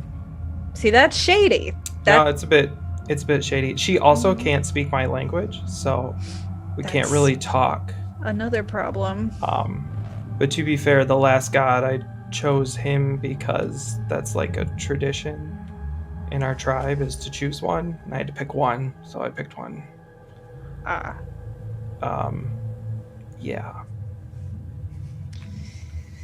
Religion. Yeah. I don't know, it just doesn't... It was like one of those things you show up and there's like a bunch of crackers and stuff, and they're like, now you have to choose, like, accept it into your heart. And they're like, okay. Sorry, I thought you meant white people, but... I hope not. I don't know. Have you ever been to a youth group? Yeah. I have. Yes, I have. There's a lot of crackers. That is exactly what I'm talking about, actually. Fucking saltine crackers. They had like fruit juice and these really bad crackers. Then they were like, you have to accept them into your heart. And so I picked one. Yeah, That's not at all how it happened, but okay. Mm-hmm. See, that just doesn't appeal to me. Yeah. Well, I mean, I don't know. I'm trying to wrap my head around it. Because everybody in my life apparently is just on the God train, but accidentally. yeah. I'm better with guns and music. And that's all I need. Is there a god of guns? I don't know, is there? Well, no, but there is Not yet. There is a god of invention and that sort of stuff. It's actually Savros' husband, Wallace. He's also known as the god of merchants. Have you heard of Wallace? You might actually like him. I'm good, but I can get you a pamphlet. Okay. And then there's also Erathis, who is the not homebrew goddess of civilization and advancement. She's the Wild Mother's lady. Oh. Ah. Okay. I think I'm good on gods for now. If I really want to be radicalized, then I will hit you up. Ah. Okay. Well, so why are we actually talking? Is it because of that? Or I mean, it was mostly because of that. Oh, okay. Oh shit. I didn't tell you this. So Silas and I are going to get married. I mean, you knew that, but we're doing it in like 2 days or something like that. I don't think we've decided on like an official time. We haven't really decided on anything. Yeah, I mean, nothing says romance like a wasteland. Well, I didn't think it would be this bad, but... Did you see the hurricane? Okay, yeah, but like I thought... I don't know what I thought. It was a spur of the moment thing. We almost died, and I was like, let's get married, but I mean... So, not to turn you off from being married, because, like, that's cool. Okay. You're not on the God train, I'm not really on the marriage train. It's fine. Fine. But there's a lot of things happening in your life right now. And you're doing a lot of grasping for control. You cut your hair. Now you're going to suddenly get married on a whim. To a man who may or may not have made a pact with a dead god who could kill us all. It wasn't on a whim. We were already engaged. It's not like we're... What's the equivalent of Vegas in this world? I think I have one. We're having an Amnoblin wedding. Yeah, no, yeah. No. It's not like we're having a Seeker Rayafir wedding or anything. Yeah. That is not at all. That is the opposite of Amnoblin, but alright. Not having a shotgun wedding. Are you pregnant? No. Oh God. Okay. God. No. Just checking. I wanted to make sure it's not like an Eldritch Blast wedding. Shotguns do exist. Oh, okay. Well, I don't have shotguns, but I have guns. Got a big ass sniper rifle and a pepper box. Pepper box wedding. Just making sure, because I know you're like, not to be insensitive, but you're kind of fresh still, so I don't know if your body could handle that kind of like stuff. Yeah, I'm not even thinking about that right now. Cool. Thank God. Oh, Jesus. I just, you're one to talk about grasping for control, right? You let us out in the middle of the most dangerous ocean and decided to just pick up a artifact that contained part of a dead dude and create a hurricane. The hurricane was an accident. I know the hurricane was an accident. Don't appreciate your tone. Well, I don't appreciate your tone either. Suggesting that I want to marry the love of my life just because what? Because I'm grieving or whatever? That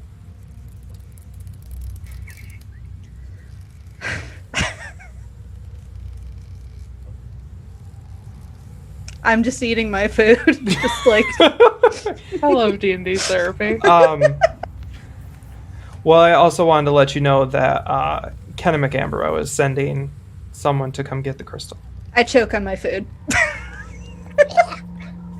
Excuse me. Yeah. So we're having a god come visit us. She's sending a representative. Oh, okay. Won't be Wait, the god. so you're giving the crystal to her? Well, would you prefer I kept it? I mean, God, no. Okay. I'm just... Who convinced you to do that? Convinced me? Yeah. Okay, first of all, I know we haven't known each other that long, but you think anybody can convince me to do anything?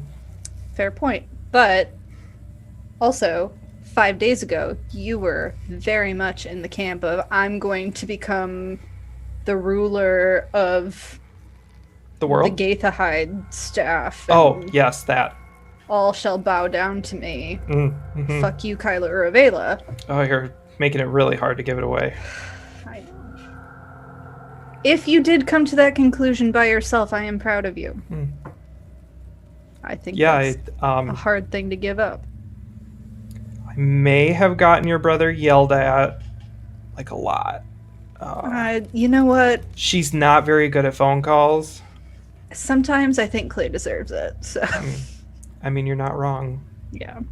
He deserves it most of the What time. has he done other than just be helpful? Nothing. He's just a little jerk.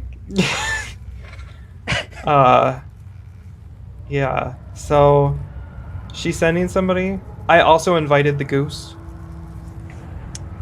Okay. I thought maybe that might be a way out.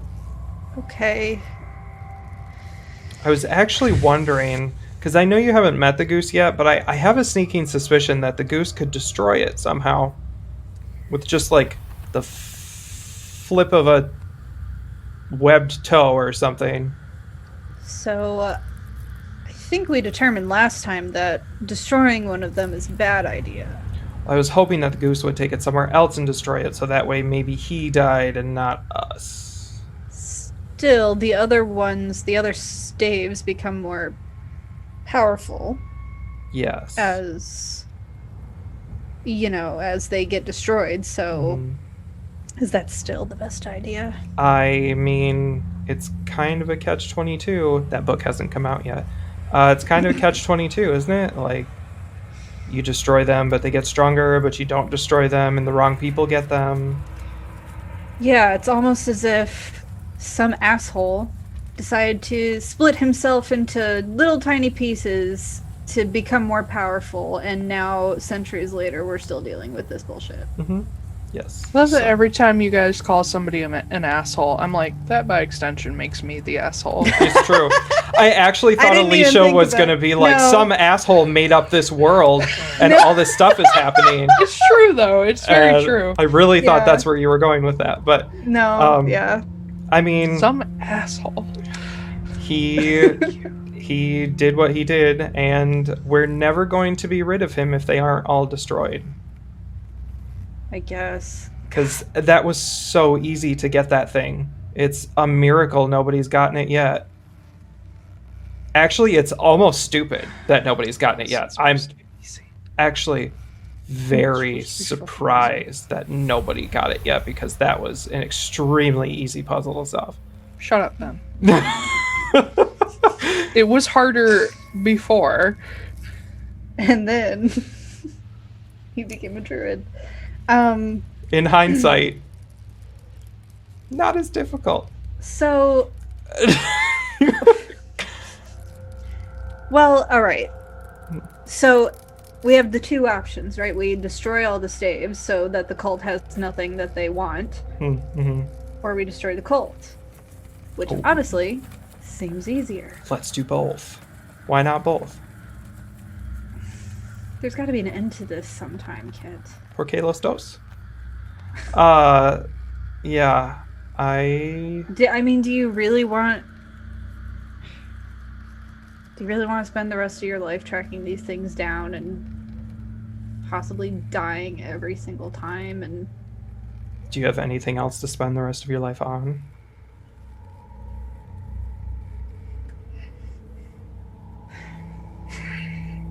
I can see that existential dread. I go back to eating my food. That just hit me too. I'm like, oh god, I'm gonna have an existential crisis about D&D. This is why nobody is my friend in real life. What else are you doing with your life? Yeah.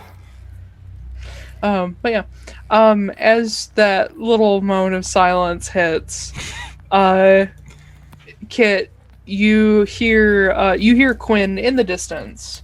So, not loudly, but you can hear him say, "Oh hey," and you see him walk out of the camp, greeting two younger men. One Boys. seems to be like 17 years old-ish. He's really thin and like reedy, draped in a robe that is probably a little too big for him. Wizard. Really wild, bushy hair. Wizard. But next to him is a guy that can only be described as half Jace, half John. So he's a half Goliath. Wonder who that is. He's real fucking big. But he's also got kind of darker kind of wild hair, but it's shaved on the sides into like a long mohawk, and he has a little bit of a beard going on. But they look a little tired, a little dirty. Probably have been traveling a little bit, and you do recognize nearby that there is this like dust rising off the ground in a circle. It looks like they just teleported. Ooh, he is a wizard. Mm-hmm. But yeah, Quinn walks up to these guys and hugs both of them like he's known them forever. Oh, it looks like there's new people here. Everyone's new people, and I don't care for it. That is true for you. I forgot about that. Yeah. Well, Hey, kid. Just a second. Okay, well, you have a visitor. Okay. Uno momento, por favor. I don't know why Kit suddenly knows Spanish tonight, but he does. Like 2 or 3 phrases. It's a dialect of some other language. Yeah, I'm just I don't know. speaking ELUSIR. Sure. That is not Thunar. Oh, Thunar. I didn't know what it was called. So I kind of looked at MARIN. Yeah, and I'm like, when we get around to the day that you and what's-his-face are gonna, jump the old broom, let me know. What kind of phrase is that? I don't know. That's a phrase, jumping the broom. Yeah, jumping the broom. Just Is that not... actually a phrase? Yeah, jumping the broom is it's an old, like, pagan marriage Oh, I know thing. it's old. It's Yeah. like, yeah. Well, like, because you actually do that, don't you? You Yeah. jump over a broom? Yeah, I thought it was pagan, but it might be something else. I'm not sure.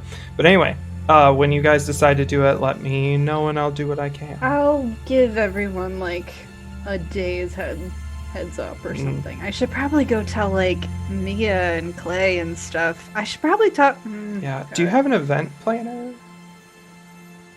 We've been on a boat. No. Okay. Well, I'm sure Clay would love to do it. Okay. He just strikes me as the interior decorator type. Just because he's gay. Yeah, does come not on. mean- I know people like Clay in real life, and they're all interior decorators. All of them. Or event planners. He's All a of sailor. How many interior decorators and event planners do you know? Because I know, like, one. I think 2 or 3. They're all very successful gay men, and they are all bottoms. Good for them. Yeah. And they all live on cold brew and sass. Yeah, let me know, and I'll do what I can. I I'll have let you. an idea. Totally unrelated. What is your favorite type of... Now we'll get to that's a surprise. Well, wait. All right, I'm going to go talk to Quinn. You don't need to get me a gift. I'm or not anything. getting you Jesus. If you think I'm Okay. getting you some stupid skull gift, you have another thing coming. Oh my god. Sorry that I brought it up then. Good talk, as always. I'm gonna go talk to Quinn. Please don't choke on your food. Fun. Oh my god. I won't now that you're walking away from me. So Bye. bye. Darth Vader's Luke Skywalker's father. Oh, spoiler! No. But So yeah, I go over to Quinn. Yes, he's still standing with these two new arrivals. Do I recognize them? I don't think so. I don't think you've seen Okay. Marth before. No. But So the other one, definitely not. I walk up to Quinn and I'm like, I don't know these people. He points to the younger guy. He points to the younger guy. He's like, he apparently knows you. He says, Jude, do you want to explain? And the younger boy, obviously younger. Oh, no. What? Never mind, continue. Jude? Yeah. No, continue. He steps up to you. Hey, Jude. Thank you. As if I did not make that joke to Jalen for 3 years. Yeah. But anyway, he steps up to you. He's like, "Hi, you're Kit? Most of the time. Apparently, I'm supposed to pick up something from you." I'm sorry. Who are you from? Brenna. Who's Brenna? Kit didn't No, meet Kit Brenna. never met Oh Brenna. shit. Okay. Jax and he says, Jackson Sylfie did. Kenna. Kenna? Make a deception check.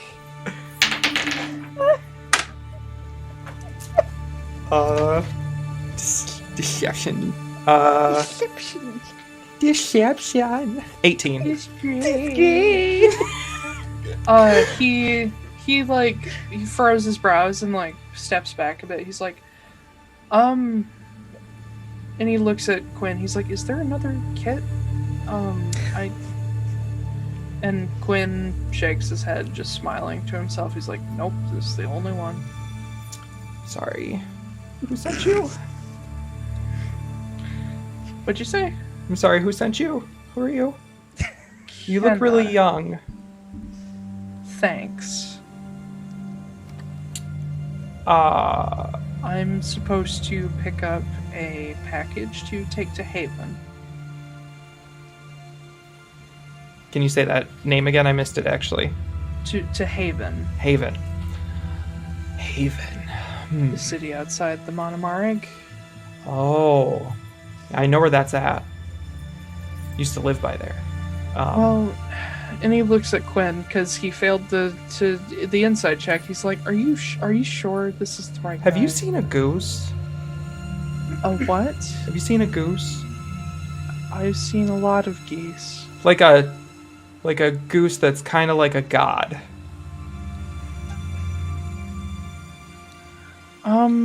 I feel so No. bad for this guy. what did you say? Jude.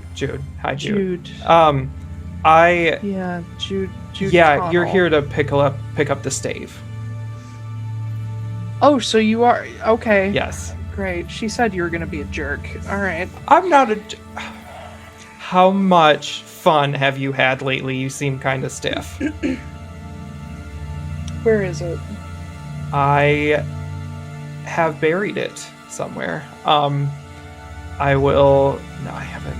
I wanted to talk to you about it first before I send you away with it. Okay. Is that okay?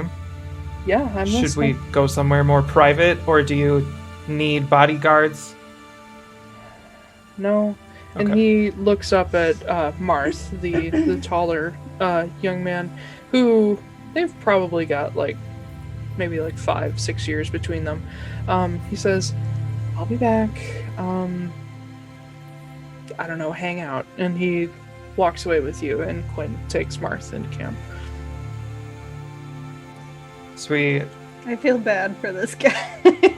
Jude, the way he sort of carries himself is, you'd expect him to be kind of meek and quiet, but he has a very confident stance about him. And it's actually to the point where you think this might be he's kind of putting on airs a little bit. Mm-hmm. This may be new to him, but Yeah. he's holding it together pretty well. But yeah, he follows you and says, "Okay, what do you need to know?" Excuse me. So, so I had some ideas about this stave. Ideas? Ideas, yes. I had a thought about how to get rid of it permanently. Oh boy. Well, hear me out instead of I'm listening. shooting down my ideas with your tone. listening. So I know this goose. This is not a joke. I'm not screwing with you. I know this goose, who is probably the most powerful creature I've ever come across. Are you sure it wasn't a druid?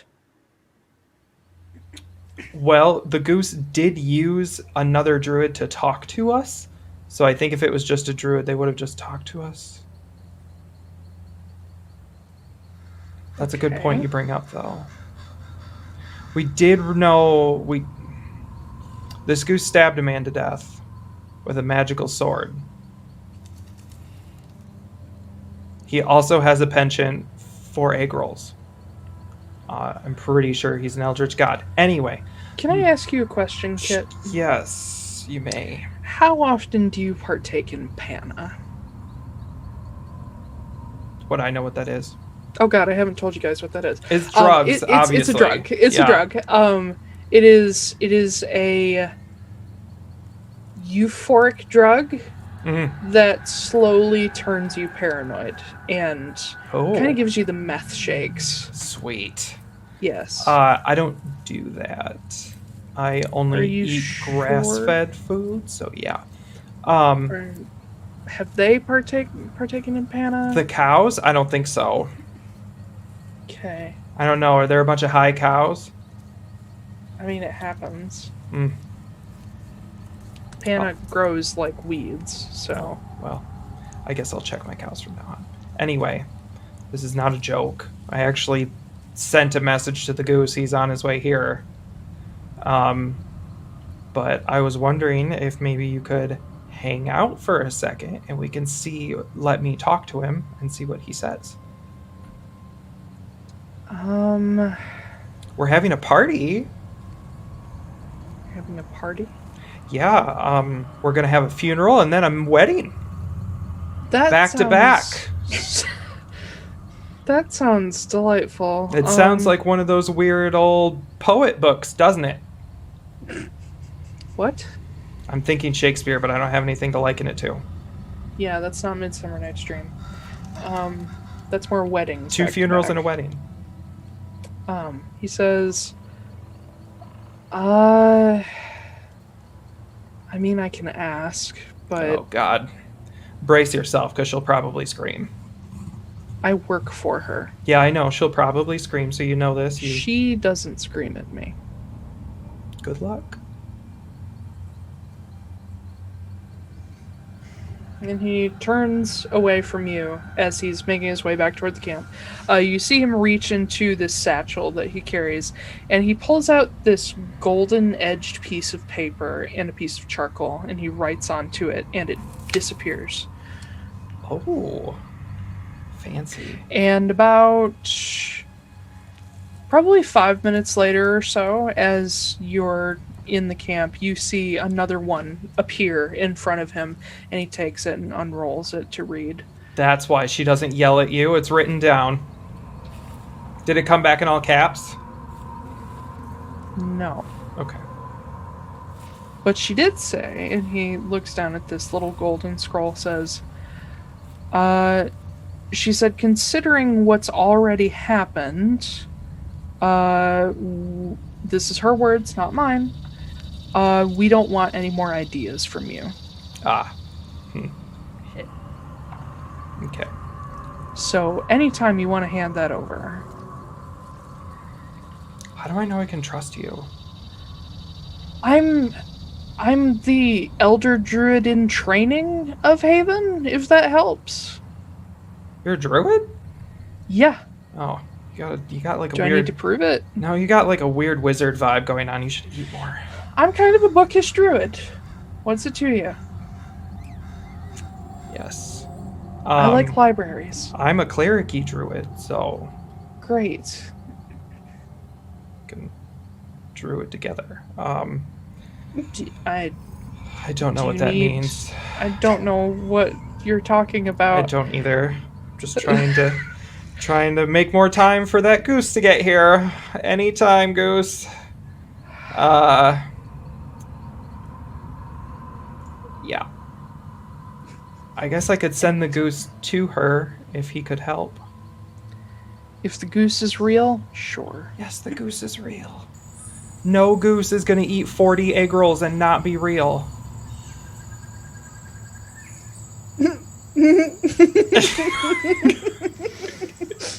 I'm concerned for your mental health, Kit. I agree with you. Okay. So how do I give... I still have this crystal, like, tucked into my belt, I guess, all wrapped up, because I didn't put it back in the bag. Cool. So should we walk back to camp, or do you want me to, like, secretly... You're already back at camp, Oh. I assumed. Okay. Do we have to do, like, a secret pass-off? Do I have to sign for it? No, just literally hand it to me. Can you resist it if I hand it to you? And he pulls up his right sleeve, and you see wave patterns in black across his arm. It says, I've done it before. Oh. Can you ever get rid of those? And I, like, hold up my other hand that's got, like, a little bit of the black on it? Considering Kenna still has hers, I doubt it. Huh.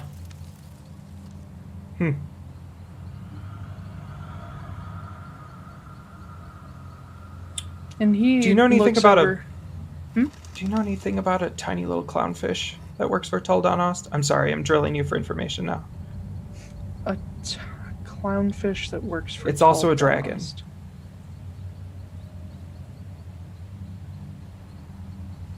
I'm starting to understand why you think I sound crazy. I thought Taiylor was just gonna get up and leave. They turned and it was just like, oh, I'm out. So he says, I don't really know much about the Geary Pantheon. Okay. His name's like Mazgadridal or something. Sounds like medication. It does. It's Elvish. Oh, it sounds like medication. It's Mazageldanir. Mazageldanir. Yeah. I was about to say I wrote it down somewhere, but... Or it's based on Elvish. but Oh no, anyway. I just wrote down Maz. Yeah. Mazageldanir? I don't know. Okay, second. Two more questions. Yes. Actually, possibly a few more than that. I'll work through it. So, Just bring them on. okay. So, during that hurricane, I tried to escape, and Senna found me. I'm sorry. What? Yeah, she shot me out of the sky in my bird form, and then she saved me from not only the crystal, but also from the storm. So I'm just letting you guys know so you know that she's alive, because, you know, she's like... No, we know. Okay, well, she also knows that the stave exists now, too. Oh, God, why did you have to dig it up? She couldn't get it there. Well, to be fair, I saw her down there. What? Yeah, there's like a statue of her down there. That's also... Senka. Yeah, well, I know. But there was also like this white eel that I'm pretty sure is related to her, and the eel definitely knew that the crystal was down there. Also, why is everybody like frozen in time down there? That's weird. Oh boy. One second, and he takes that little scroll and like he casts his hand across it, and all the writing goes away, and he quick jots down a message, and he sends it off, and you see him like twiddling his fingers, like really nervous. While he's waiting, should I be like, should I also mention that Hyland spoke to me? Welcome to the club? Oh, okay, cool. I just wanted to make sure it wasn't like a weird thing, because he was like... No, it's weird. He was like, how dare you try to dominate me? And I was like, bro, No, it's weird. Okay. It's really weird. Okay. This is a lot. You're welcome. Why haven't you told her this yet? Because she can't speak in a pleasant tone.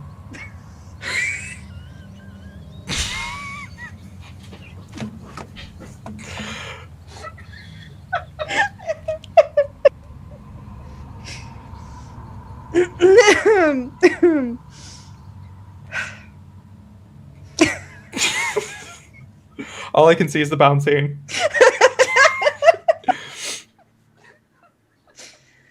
They look like they're just sobbing. That might be what's going on now. He broke my world. Oh, no. Yeah. So if you want to like put that on the scroll so she has that feedback. It's kind of the worst god ever.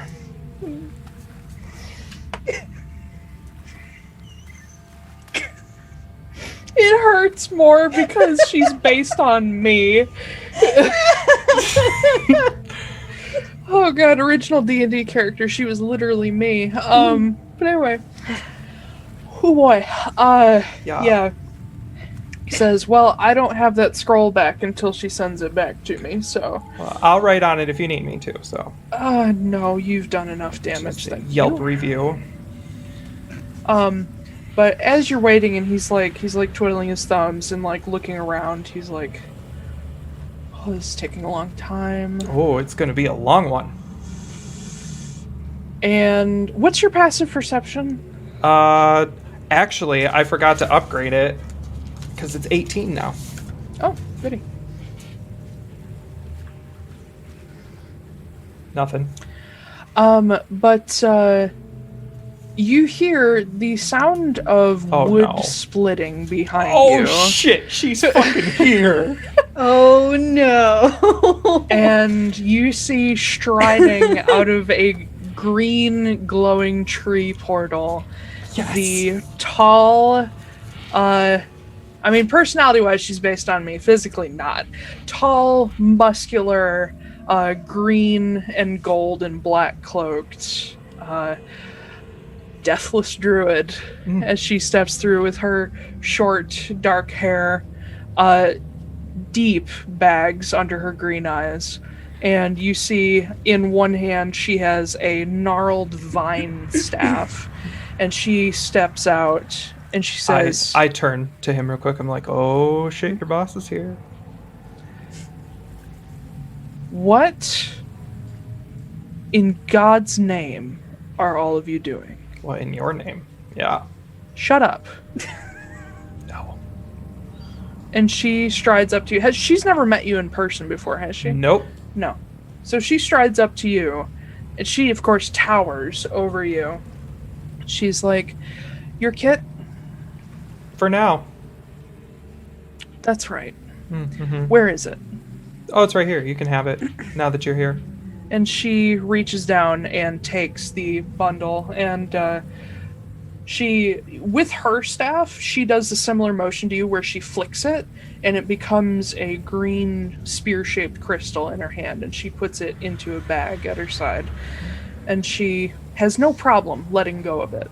Mm-hmm. But she pushes aside the wrappings around this crystal, and she grabs it with a bare hand. You immediately see the... Now, she has... Let me actually send you guys a picture, because I don't know if I've sent you this particular picture of her before. It's not really a portrait, but... On Roll20. I mean, I can put it on Roll20. That way everybody can see it. Even the folks at home. Even the folks at home. That means you. Put you over on What are the roll. chances of Kit getting killed by a god today? Very likely. Very likely. You stop being a sassy asshole. Nope. I'm so tired of her Impossible. being a pain in the ass constantly. I don't think she's gonna stop doing that No, probably not. if you talk back to her. so. Campaigns, Deathless Druid.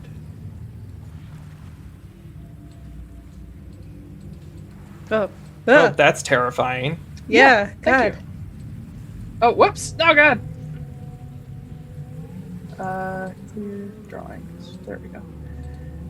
Yes, this is an interesting piece of her specifically.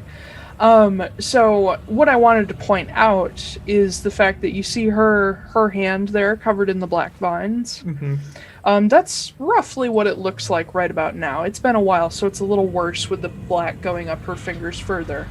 But as she takes hold of the Gaitha hide, you see all the vine patterning start to smooth out into larger swirls, and like all the leaf patterning disappear, almost as if it's morphing from the life staff into the hurricane staff patterns.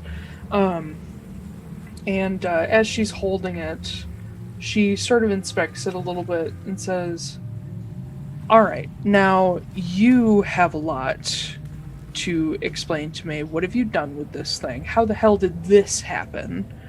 Oh, well, I just recently became a druid, so I was testing out those abilities. And, I cast Gesh on the staff so that it wouldn't hurt us at all, so that I could have control over it. And so this guy, Heidelin, I'm pretty sure is who it was. He was like, "Oh, how dare you dominate me?" And then he he got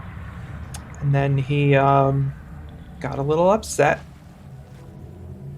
And when I tried to fly away to save everybody, which I did, I was shot out of the sky by Senna. And she teleported me to safety. She's very kind. Did she touch this at all? I can't remember. I don't think so. No. Yeah, I don't think she did. Has she talked to you since? No. I mean, she barely talked when we met. Okay, good. If you ever hear from her again, run away. Why? Because it's... You know who she is, right? I have an idea. So why is it a question? Because she hasn't given me any reason to run from her. She's part of the reason the calamity happened. That was Senka. Same fucking difference. Yeah, but Senka's dead now. I saw her at the bottom of the ocean. It's the same entity. Mm. And what do you mean you saw her at the bottom of the ocean? Oh, I went to Greenhall. How do you think I got it? Yes. Yeah. Shut up. Listen, there's a lot on my mind right now. No, it's fine. I know you need some sleep. So Senka, her statue or whatever, is still down there. Okay, that's gonna be a fun side trip. And also, it was just outside of the tower that you guys destroyed. And That she destroyed. okay, and so there was like a pile of rubble, and the crystal was at the bottom of it, right? But the whole time I was getting it, Mazgadradal was there. He showed me the way, and then there was a white eel there that was like watching me and being creepy. I don't know who he, they, them belong to, but I don't know either, which is what scares me.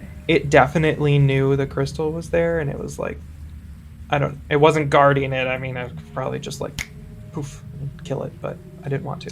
And Kenna turns away from you to look at Jude and says, do you know of anybody who maybe favors that type of creature? Any of the cultists? And Jude shrugs and says, I'm not sure. I don't have a lot of memories from that, Kenna. And she nods, says, yeah, I know, but it's worth asking. Should we also mention that What? we just killed a lich? A lich? Yeah, that was well, not like permanently, but that's part of the Heidelin cult, and that we're also on a diplomatic mission to kill Kyla Urivela. Who the hell have you people been talking to?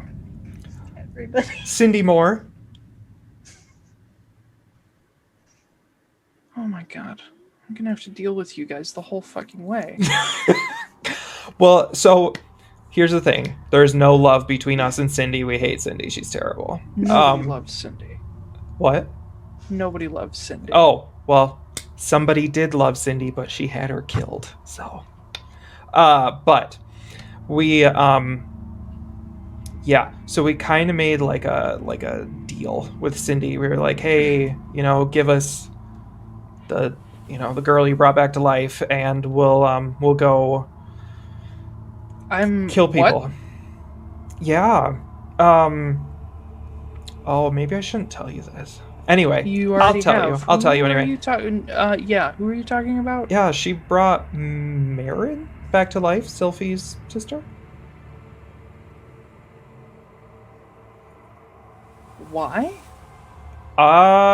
We're pretty sure. This feels like TMI, but I'm gonna tell you.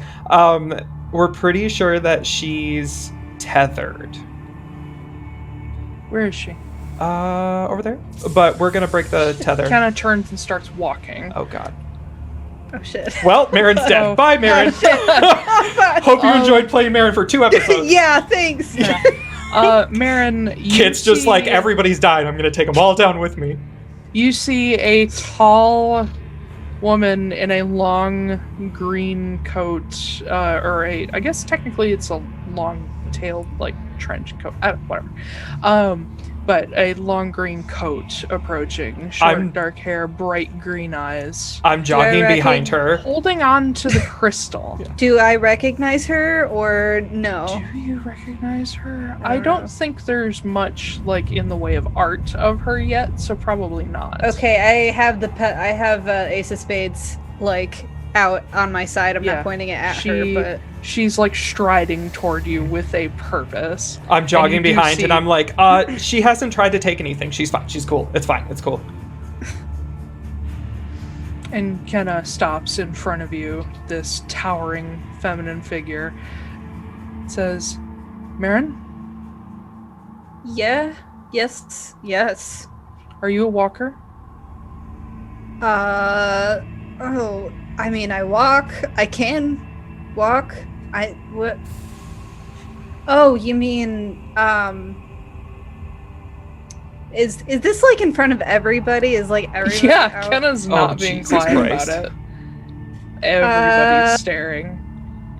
Did Silas come back at all? Yeah, I imagine so. Okay, I'm looking over at him. Yeah, he has, as Kenna, like, came toward you at, like, speed, he doesn't push you behind him, but he definitely steps up and takes your free hand, and you see he has his left hand resting on the butt of his pistol. I think maybe we should talk about this somewhere else. Sure, fine. Okay, to lead the way. She turns away just toward the woods. As I walk by Kit, I go, "What did you do?" I gave her exactly what she wanted. I told you she was rude about everything. What? And you told her about me? Like, what? She forced me to explain. I feel very coerced. Can I make an insight check? Yeah? Do I have to make a deception? Yes.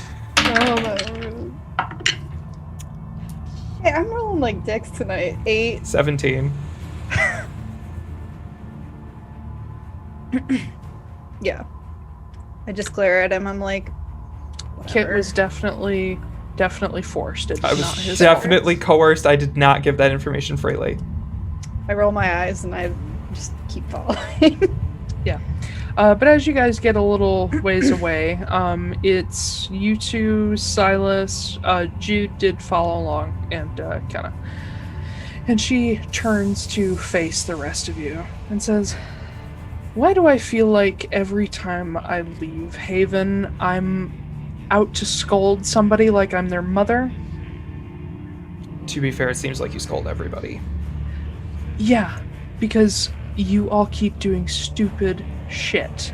Anyway, I think that's just because Oh, you scold right. a lot. Hold but- on a second. Who is this? What is going on? and Silas says, Oh, this is a god." Kennebec Amberol. Yeah. Oh!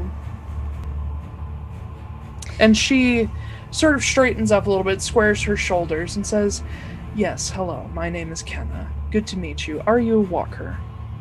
First of all, I said a lot of stuff about gods earlier, and just want to say didn't mean any of it. We're not omnipotent. That's a stupid myth. Anyway, are you a walker?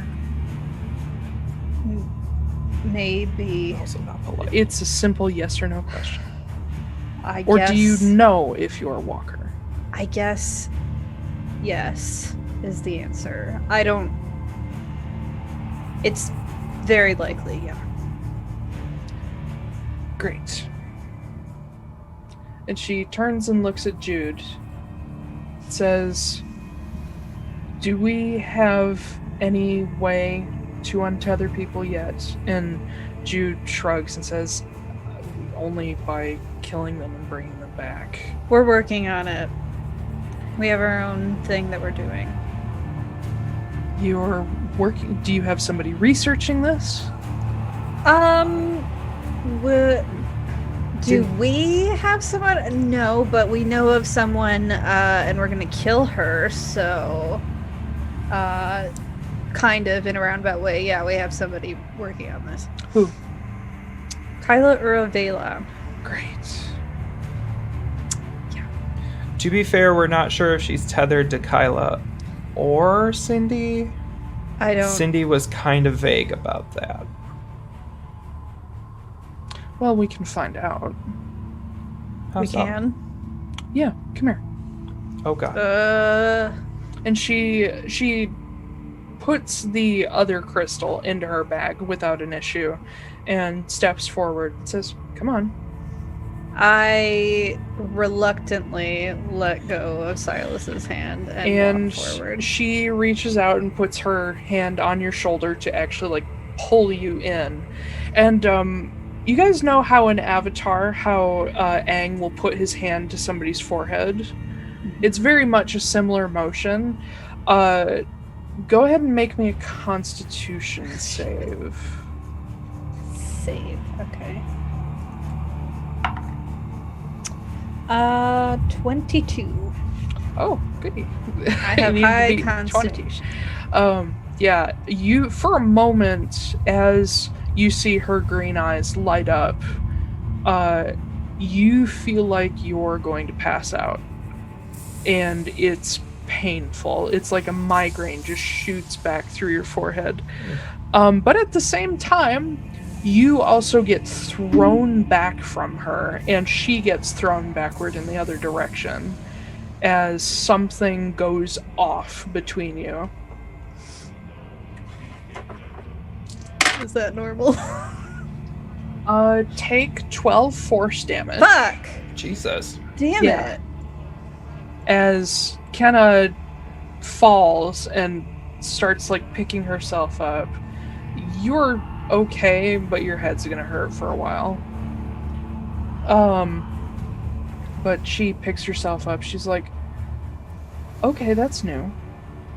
Yeah, I was about to ask, is that normal? Because that didn't feel Nope. normal. That's not normal. Bad news is it's somebody really powerful. Great. Who Good would news that be? is that narrows it down. So we don't even know specifically who it is? Nope. If a god can't figure it out, then Yeah. As she stands up, you actually see her hand is mangled. And she sort of like shakes it and blood like flicks off of it. She's like, ow.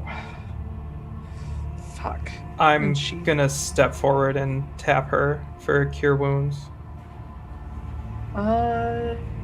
Yeah, not sure how that works with gods. I think I have homebrew rules for this. Yeah, whatever. Go ahead and roll your HP. Okay. That is not very much. That is spellcasting ability of 5. I just tap her for 5. Okay.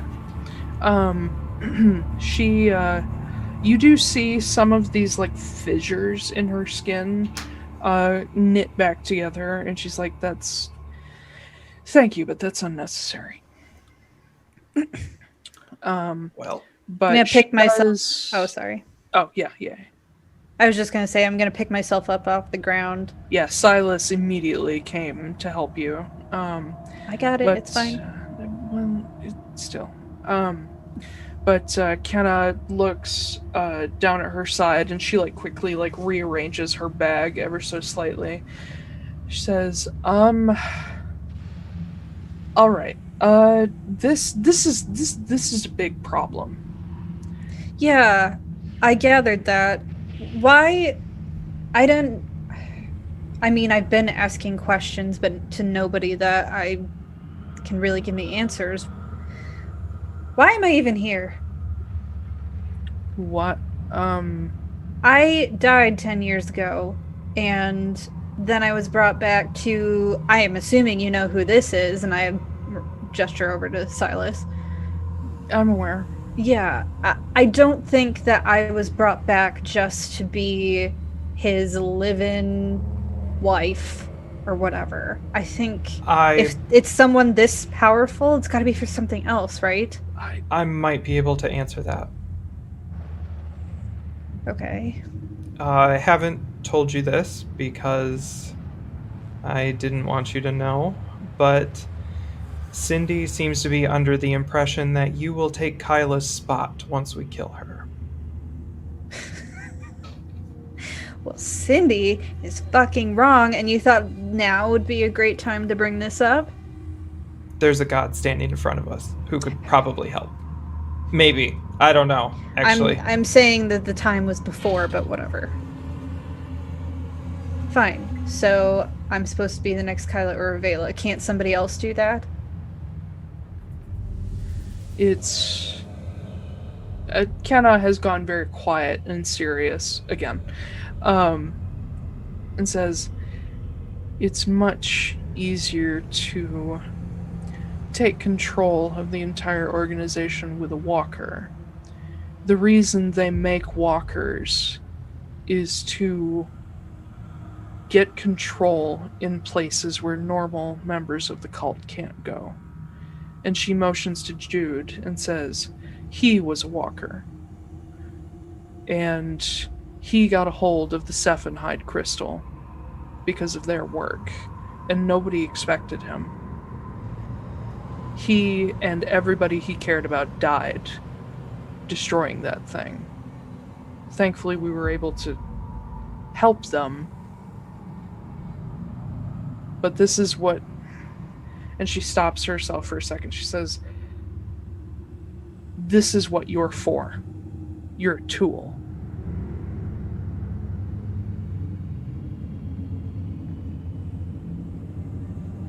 I really want... You know what? I don't care that you're a god. Fuck you! I didn't come back just to do other people's bidding. I'm not doing that. So figure out a way to make it so that so I'm untethered or whatever.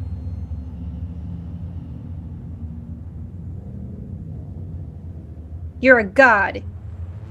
Figure it out. You did it for him. What about me?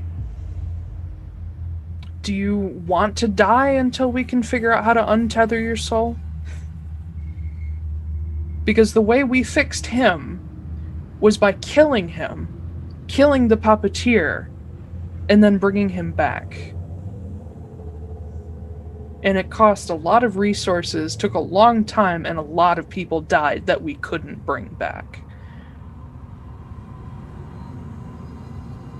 It was a pretty enticing offer until you said a lot of other people would die. But Yes. A lot of people who were only trying to help and do their best.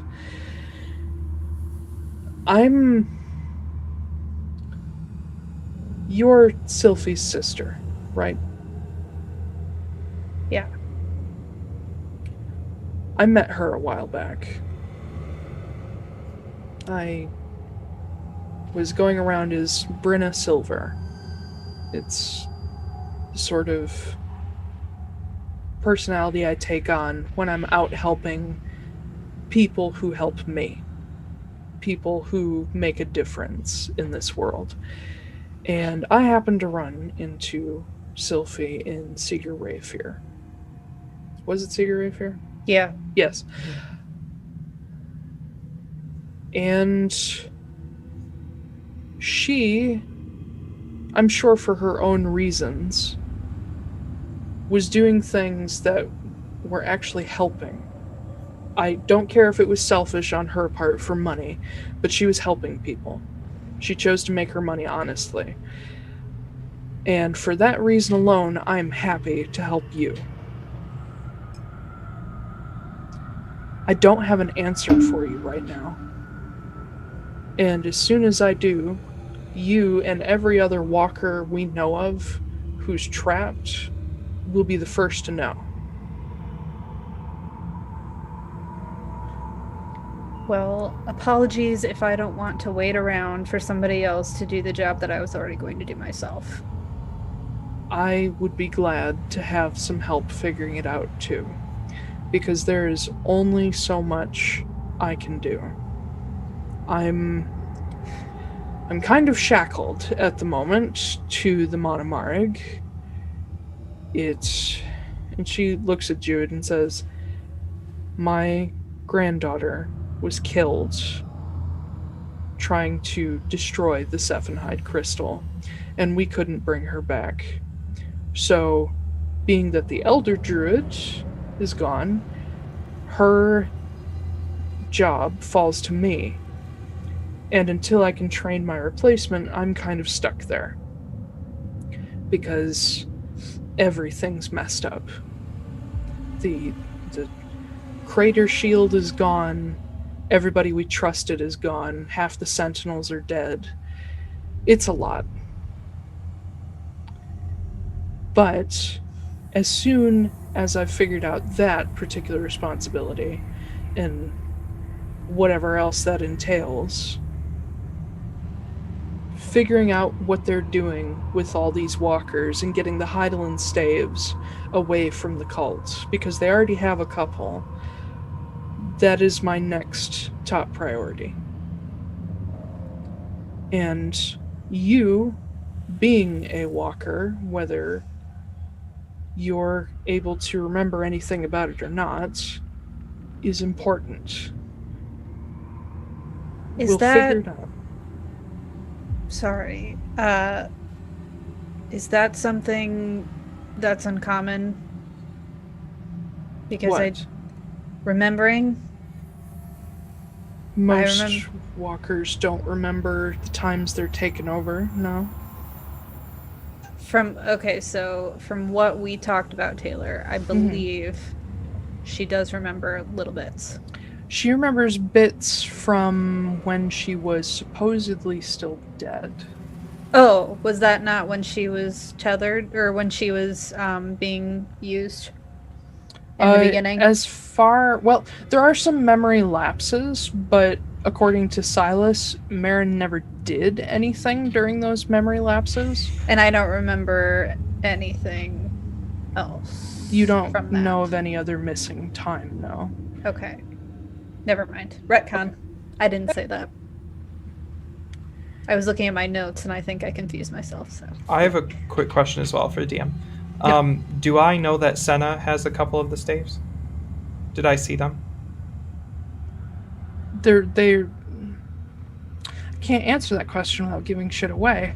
You did not see any physical manifestation of staves or crystals on her. That's just why I wanted to make sure.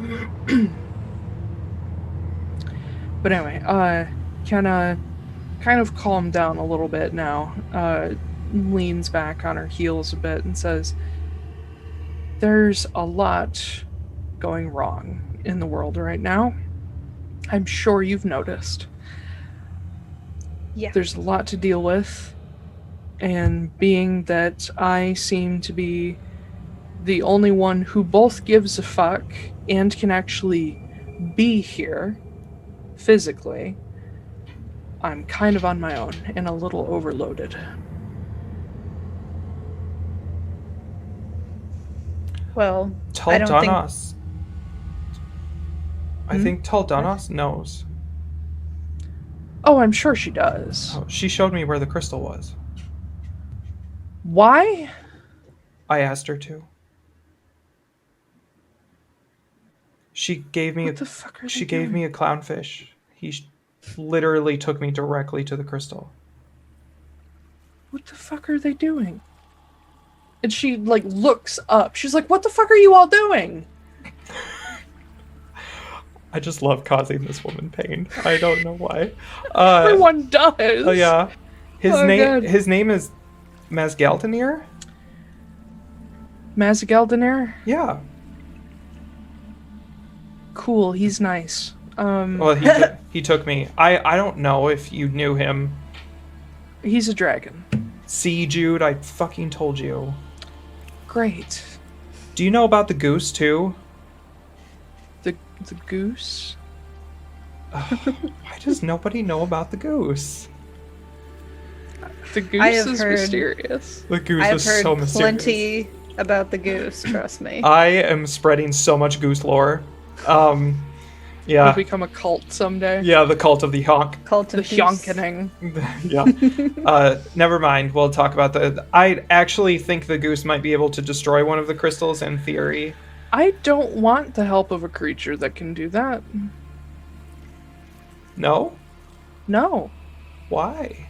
Because the more you destroy, the more the others become more powerful. Yeah, kid. Yeah, but if you don't destroy them, then they're still around and people can take them from you. Yes, but when you get back to having only one, Ulgar fucking Hydaelyn comes back.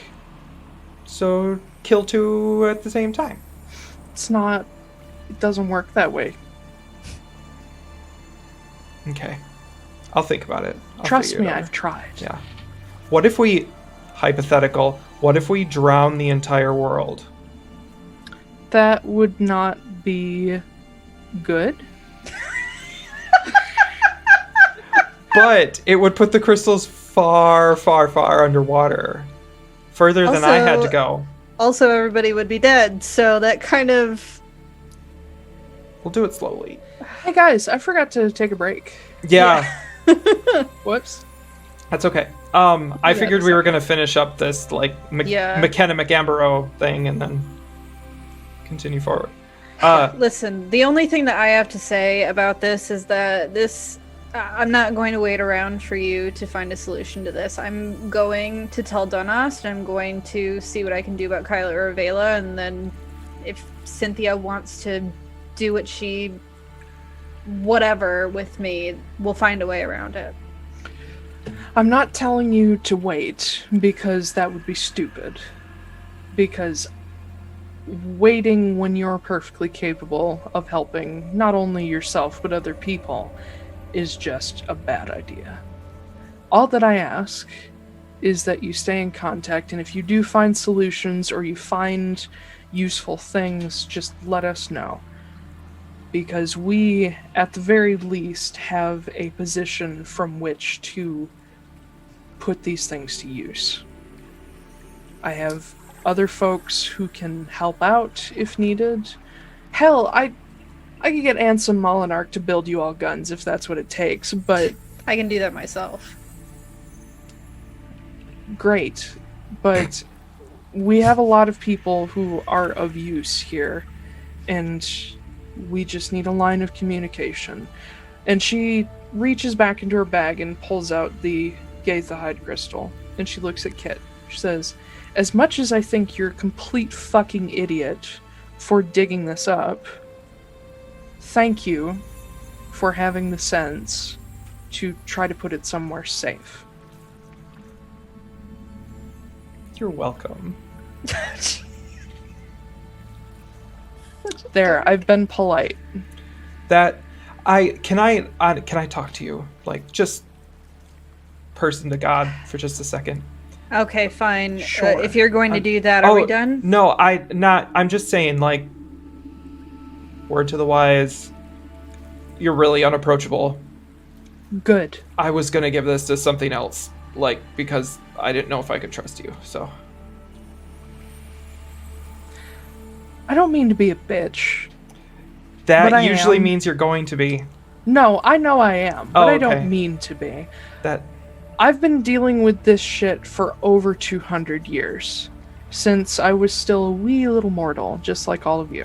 Mm. And I feel like I've proven that I have the experience to at least stop a second calamity from happening. Maybe. I hope so. I sure hope so too, Kit. Okay. Well, just be a little nicer to your followers. I don't have followers. I did try to contact you through divination. I don't really enjoy being a god. So just send me a message next time. Okay. I can't do that anymore anyway, so it's fine. I don't like religion. Mm. It turns people into sheep. Hmm. And she turns to Jude and says, "Can we go?" And he nods and says, You're the one who, yeah, mm-hmm. And she says, say goodbye to your boyfriend. I don't know if you guys are married yet, whatever. Is there anything else the rest of you need? I have an entire city in the middle of a civil war that I need to go deal with. Go nuts. Yeah, I'm probably good. Great. Yeah. I'll let you know about the goose. Cool. And she turns and walks off with Jude back toward camp. And you hear from a little ways behind you, wow, she's a bitch. And you realize it's Mia. She's been spying on you. Yeah. She really is, though. Gosh, I thought like she'd be like gracious and kind. She's a jerk. Yeah, you haven't been on the other end of a sending spell from her. You should ask Clay. I'm good. How close are we to the woods? You're in the woods. Oh, okay. I'm just gonna walk off and just say, I gotta go shoot something. Call me for dinner. We just ate. Yep, call me for dinner. Just had dinner. I'm going! You guys just had breakfast. We just had breakfast. Yeah, I turn around and I shoot at the ground by Kit's foot. By it, not on it. That was Still. an overreaction. Leave me the fuck alone until dinner. And then I... And yeah, Mia was just like, Marin, okay. That's fine. She'll be fine. That was aggressive. Mia. That was like really, that was too much, right? Yeah. I know, but shooting even near. I know. We really need to get her a gun safety course. Gotta renew my license. Yeah. Mia climbs up your pant leg and just clings to you. Yeah. I take her back as well, Okay. because I am a camel. Silas this is there tiny too, fox. just kind of like... Mm-hmm. Yeah, Silas is left standing there alone, watching Marin go. Oh, no. He's just like... I'm going to call back to him and He's be like... very straight-faced. Yeah. I'm going to call back to him and be like, come on, she'll be fine. I think I need a bit of a walk too. I'll be back in a while. Alright. And that's where we're gonna go to break. Everybody An goes on hour walks. Yay! Alright, so yes, we'll be back in like 10 minutes. Sorry for the late break. And thank you for mimicking me, Alicia. I didn't mean to. I was stretching my arms and then realized that you was doing It's like, the same how thing. dare you? But yeah, we'll be back shortly. Alright, and we're back. Hello, everybody. Hi. I made sure to burp really loud before I unmuted myself. I don't know if you all saw solid. that. Okay. Yeah, I didn't, so... Excuse me, I ate a little bit too fast.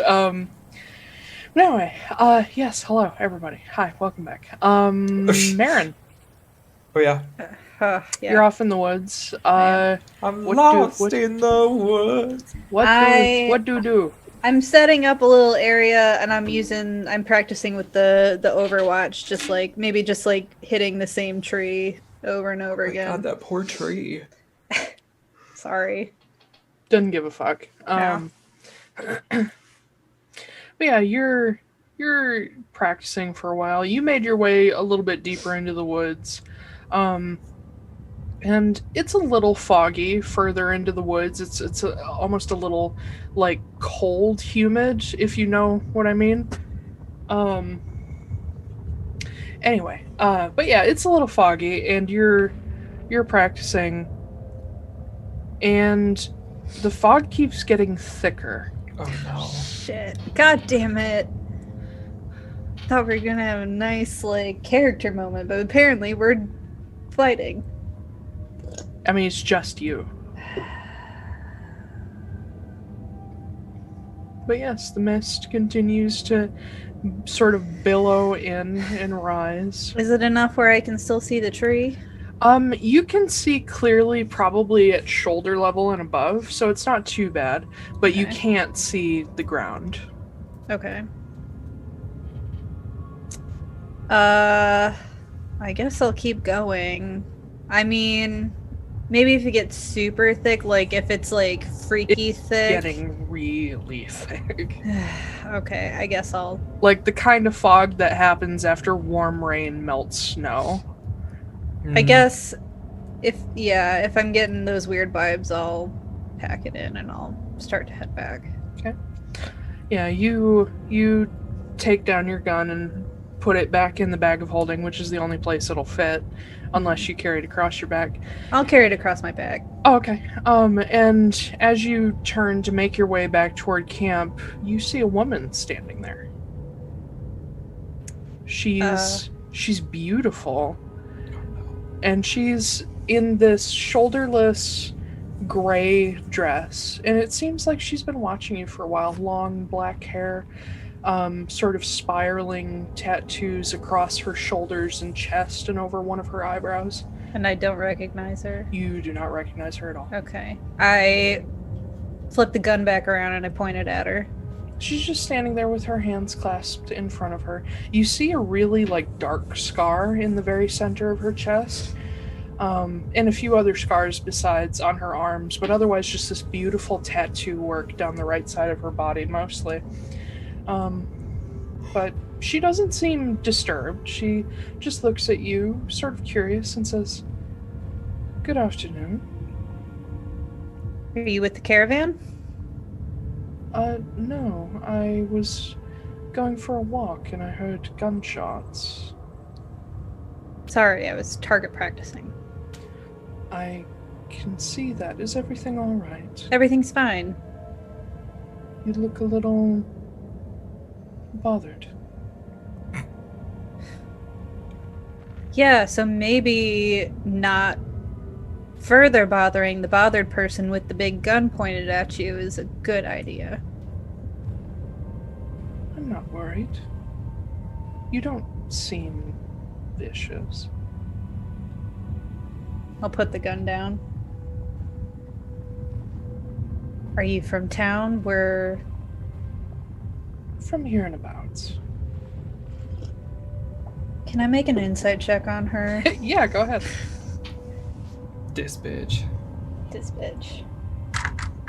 Whenever Taylor's like, they're absolutely gorgeous, I'm like, well, they're untrustworthy. Yeah. It's very true. It's a 15. She's telling you the complete truth. Do I pick up if she is like ethereal in any way, or There is something, I believe the word they would use is haunting. Like, So it's a ghost. no, not a ghost. She's a real person. It's Galadriel. But there is this like yes, very much like Galadriel, ethereal beauty to her.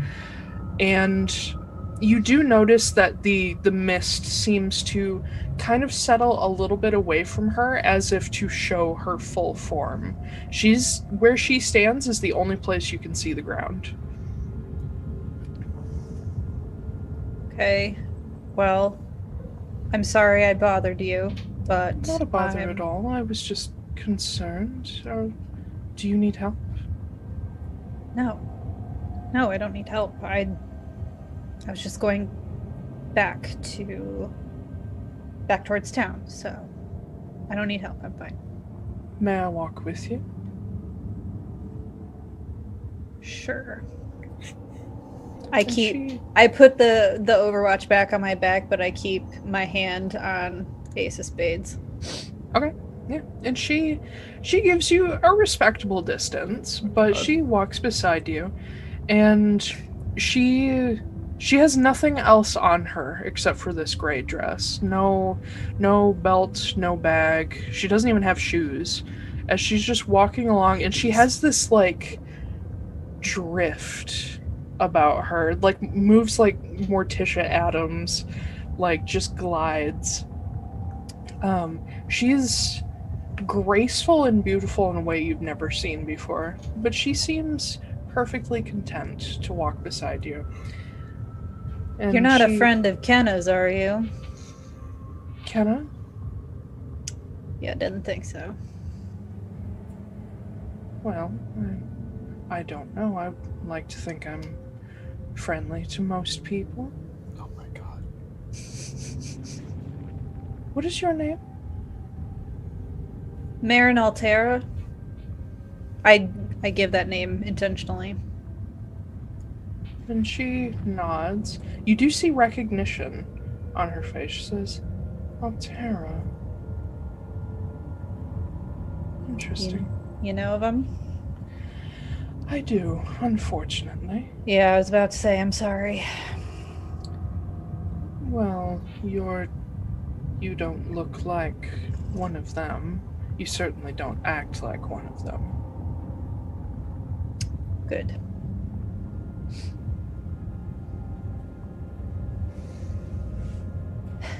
Yeah, you guys just keep on walking. And as she goes, she says, "You're one of the people who just arrived the other day, aren't you?" Yeah, we're just passing through. Didn't realize the hurricane hit so bad, so we're helping out. Yes, that's unfortunate, but it is good to have kind outside people here to help. I'm sure they would have struggled much more if not for some of your assistance. I mean, I haven't been many places, but I tried to leave those places better than when I found them. That's a very nice trait to have. It's the least I can do. It's not anything special. The fact that most people don't do it is special enough. And as she goes, she's sort of like looking up into the treetops as the fog just gets thicker and thicker as you go, to the point where you kind of have to follow her because you can't see where you're going. I was about to say, are we like in like a little bubble thing, or like Kinda. Yeah, okay. Yeah. As she goes along, she looks up into sort of the shaded and misty boughs of the trees that you can just see. She says, I wonder if there's another storm coming. We certainly don't need another one of those. And she My sort grip of- on the Ace of Spades tightens at that. As you tighten your grip, she slows and stops and turns and looks at you. Says, "Are you sure you don't need any help, MARIN?" That depends on who you are. Really. Someone who wants to fix some of this damage that other people have caused. I don't like roundabout ways of talking. So if we could cut the bullshit, I'd really appreciate it. And she extends a hand. Says, "My name is Senna." God damn it. I knew it was I knew it! I knew it was her! Shit. Sorry, I don't often shake hands. I'm a bit Understandable. And wary of lowers her germs. hand. She does keep her hands clasped in front of her where you can see them. She says, "I know the trouble that you and I believe it's Kit are in. I'd like to help. How? The same way that I've helped others who have been forced under the Hydaelyn cult's boot by helping you find who's responsible. And who's responsible? There's a number, but you already know the two major players. Ravela and Cynthia? Yes.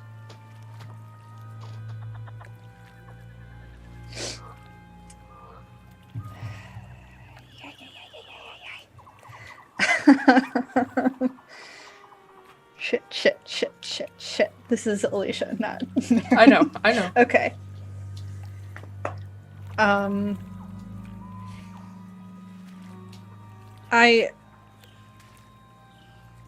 I think we've got it. I appreciate the offer to help, but we're doing fine. It's fine. Are you? Yes. We can do it by ourselves.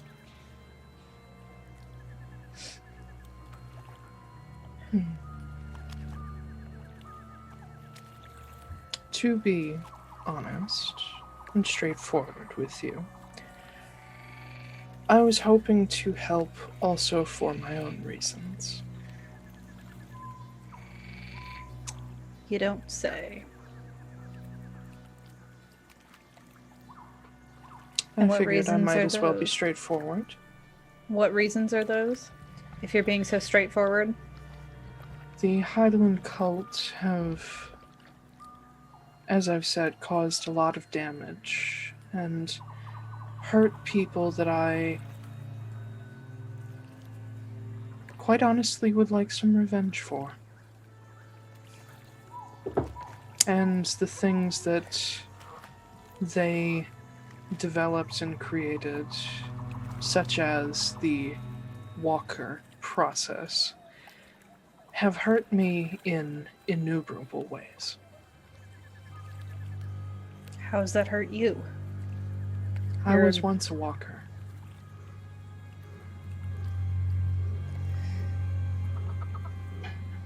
I'm not a big goddess follower. You're not quite a god, are you? No. Whatever I was before, I have very little memory. I'm not this Sanka. I'm not the old Senna. You're not the old son. I don't even remember what she was like. What do you remember? Flashes, mostly. I know my husband is still out there somewhere. Who's I your know. husband again? Apparently it's Talon. Oh, I was asking the DM, but that's fine. Oh, okay. Yeah. Talon is voice switch. Talon is the Balin god of justice, also known as the god of revenge. Okay. He has a couple nicknames like the Executioner, but basically pre-Senna's death, he was the god of justice. He was fair. He was generally considered good. After her fall, his first act of revenge was to kill his son, who had destroyed Senna as she was, and ever since then he's been a little less good. Not evil by any means, but definitely gone from lawful good to chaotic neutral. Okay. But yeah, he's a figure that has slowly lost following, mostly because he just gets bloodier and bloodier. Okay, so you were a walker when you were this other Senna, or when you were mortal, or? I was a walker as Sanka, I believe. There was a time that I wandered after I was killed, that I was little more than a ghost. And then Ulgar Heidelin took an interest in me. My time as Sanka, I was not myself. And then once I do know Kenna, once Kenna destroyed that form, I'm a ghost again. Is there a reason she destroyed that form? Destroyed Sanka, Yeah. who was trying to gather the Heidelin staves Well, okay. and bring Ulgar Heidelin back. Yeah, that does sound bad, doesn't it?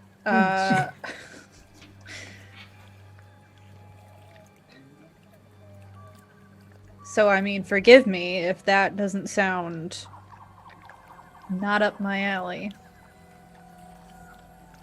I don't want to cause another calamity. Neither do I. I would rather it never happen again.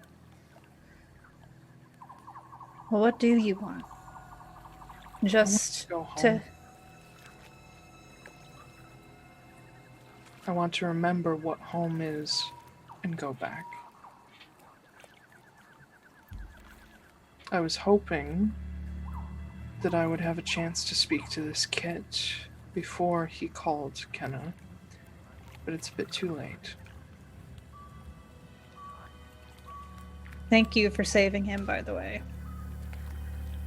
It wasn't entirely selfless, but I've been on that end of the Heidelin staves, not realizing what you have in your hands.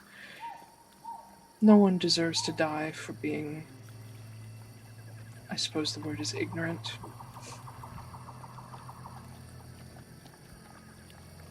So how do you think you're going to help us? Well, first off, I would like to help you be free, because it is also selfish.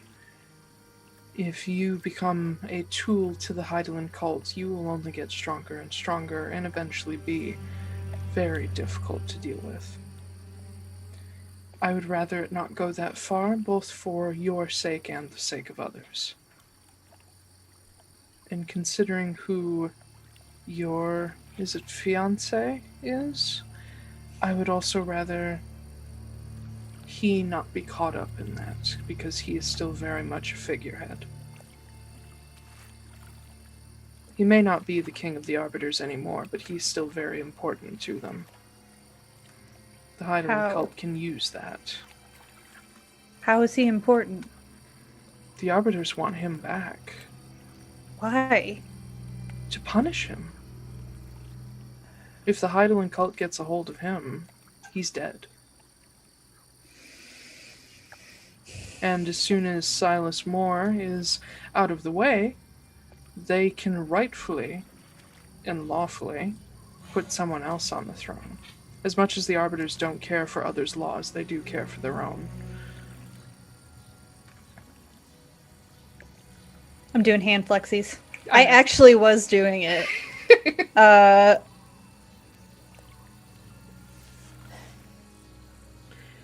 Sweeten the deal here. What would you like?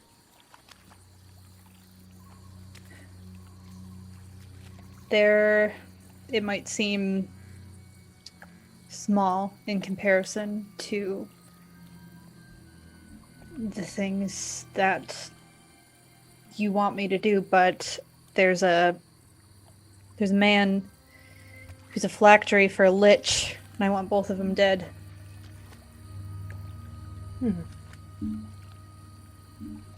I could help with that. I've dealt with liches before. What do you need? How can I help? I cannot be so direct as Kenna, partly because I lack the ability to be as direct, but I also try to preserve some distance between myself and mortals still. It's dangerous for gods to be directly connected to their mortals. That's why the Divine Gate exists. But I will be happy to help. All I ask in return is, if you find another of these staves, do not give it to Kenna. It is not safe with her. She's lost almost every single one she's ever had.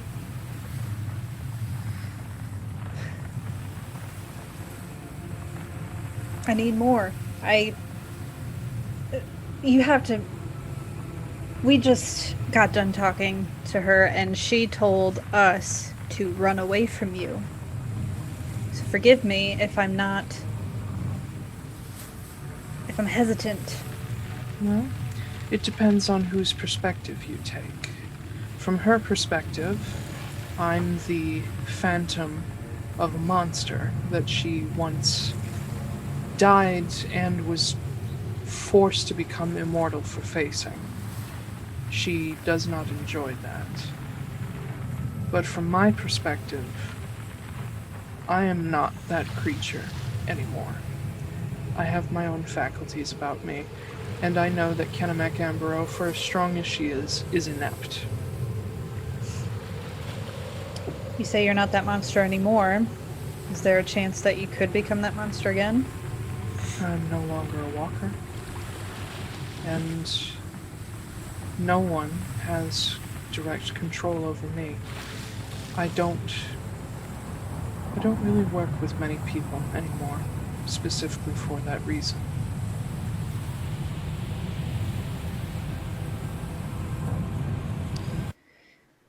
What about bringing people back from the dead? That is more difficult, but it can be done with a sufficient amount of power. I want that. There's someone that I need back. If you find me a stave, I can have them back in an instant. Otherwise, I can potentially help you gather what you need to get someone else to do it.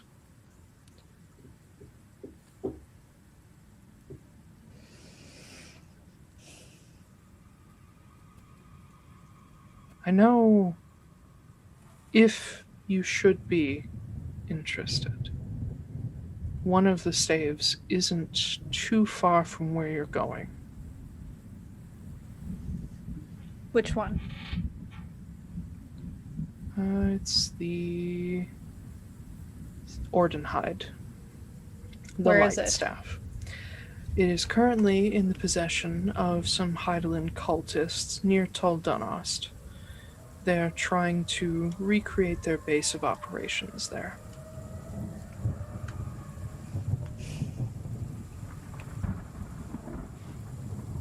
They currently have 2 of the staves, thankfully 2 that don't react together. but it is better they have none.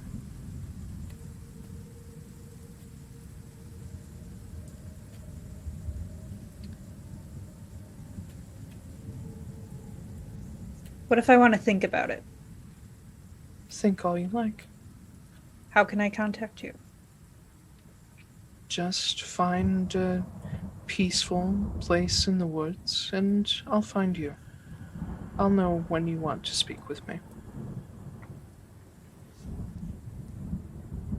I'll consider it. May I offer you a gift just for your time? I don't expect anything in return. Sure. May I see your pistol? I very hesitantly give it over to her. Okay.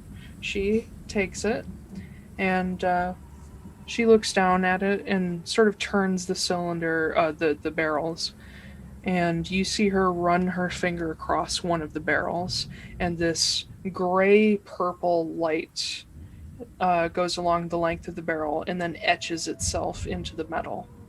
And she offers it back to you handle first. I'll take it.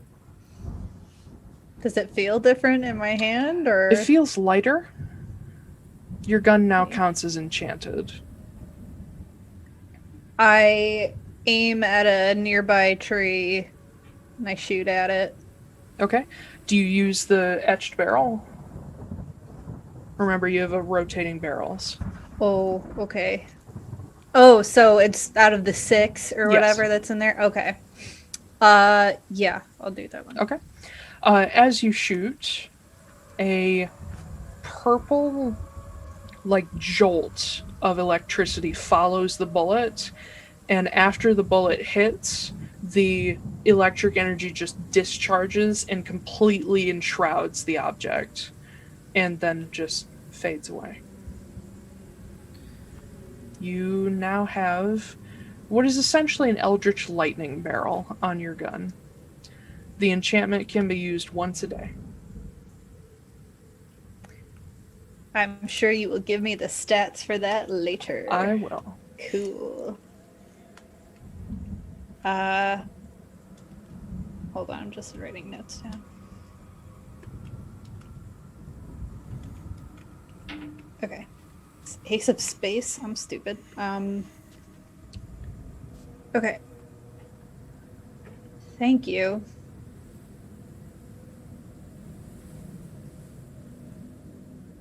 I'll contact you either way. Let you know. Good. And if there is any way I can help get your sister back, I will be happy to. All I need is just the power, and I hope you'll take that into your consideration. And she reaches out to just very gently pat your shoulder before she steps away, and the fog follows her until suddenly it is crystal clear around you.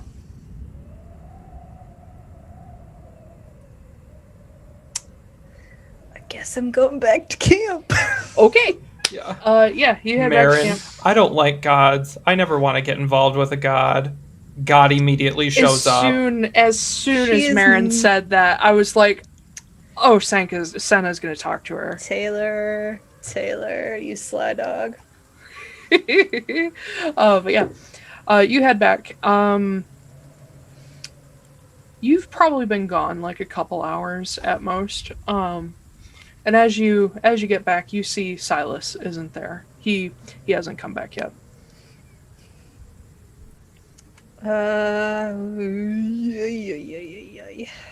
But as you enter camp, Quinn does notice, and he comes to meet you.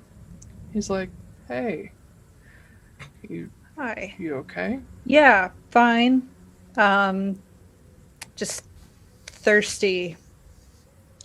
And he motions towards one of the water barrels. Or if you want something stronger, he motions toward one of the tents that's actually it's like a tavern tent. Yeah, give me one of those. Let's go over there. Let's get Do you drink? I don't know. Sometimes. Sure, cool. Let's get a drink. Let's do it. Sure. Come Okay. All And right. he reaches out to like put a hand on the middle of your back just because it's what he does. He's a dad, but he stops himself, not sure if like it's okay with you. Not yet. Sorry. I figured Yeah. that's okay. I'm kind of a touchy-feely guy. Yeah. But yeah, he walks alongside you over to this tent. The front of it is held open with like strings around the flaps, and you see that this sort of makeshift bar setup made of crates has been set out with like several like tabletops or like countertops set on top of it. There's a bunch of tapped barrels behind it, and tending the bar is a tall ass centaur with long black hair. His horse coat is also black. Wait, is it? No, wait. What does Costa look like?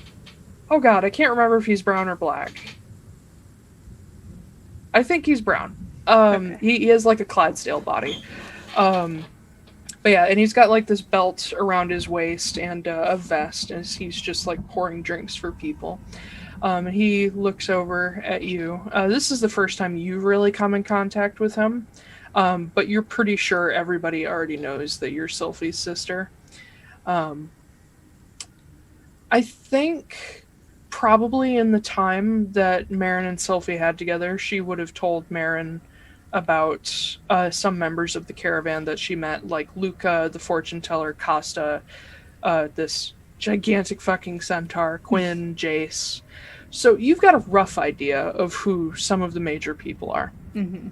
But Costa turns as you guys step in, and he immediately reaches down behind some of these crates where he's got like little shelves, and he puts a teapot on the counter. And Quinn says, actually, let's do something a little stronger today, Costa. And Costa's like, oh, all right, well, special occasion. And he puts it down, puts 2 mugs up, and fills them up with beer for you guys. Thank you. I'm pounding it. Yeah. Yeah, he refills it right away for you.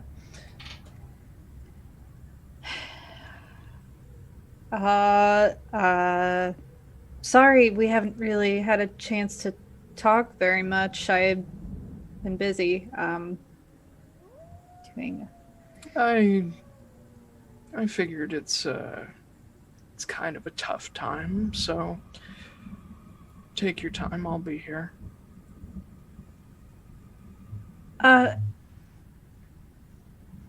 Sylfie really loved you. She talked about you a lot. It was kind of weird because I don't know how much she told you about how we grew up, but for as much as she and I really liked each other, we didn't get to spend enough time together. She and her friends just sort of appeared out of nowhere, and they were a lot like a lot of members of this caravan. I don't know, I just took a shine to her right away, and it was Kit. Was it Kit that did the prank that said she'd been adopted? yes. Yeah. He says Kit went around telling everybody that Jace had adopted her into the caravan. And I don't know, when I heard that, I said, hey, why not? And I guess I really adopted her more than Jace. Jace was... It took her a second to warm up to the idea because Sylfie was still so new, but I don't know, I liked her right away. She had her rough edges, but... Yeah. But don't we all? Yeah.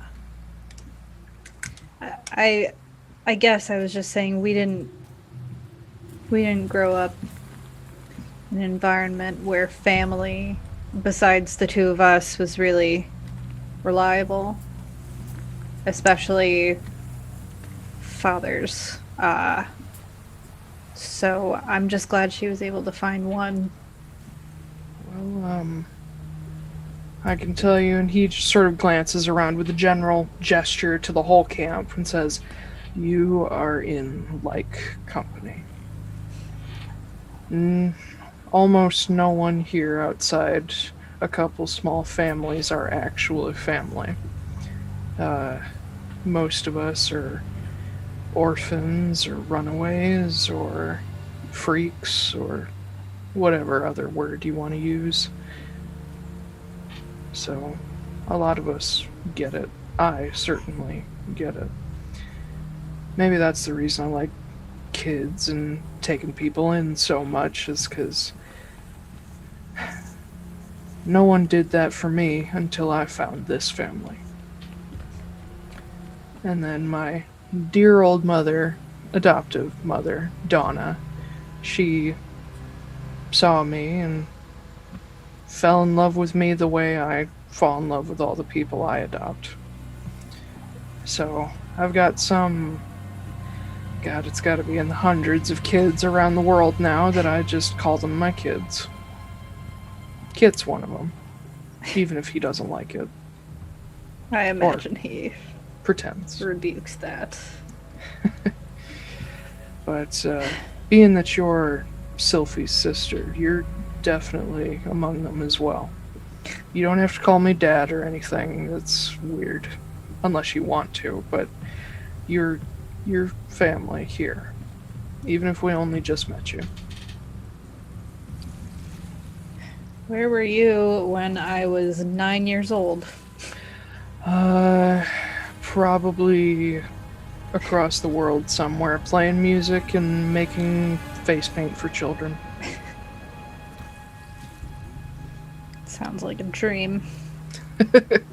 It has its perks, but it also comes with its troubles. Lots of people don't really trust this caravan. It's getting to be better and better known who and what we are, and there's a lot of awful stigmas about people like us. Well, I think you're wonderful. All of you have been We very think gracious. you need to. I meant to ask you, Mhm. I don't know if this would be totally encroaching upon whatever. My fiance and I don't know if you've talked to Silas so far yet. Not really. It was kind of a spur of the moment thing after Sylfie went. We kind of pushed our wedding plans up.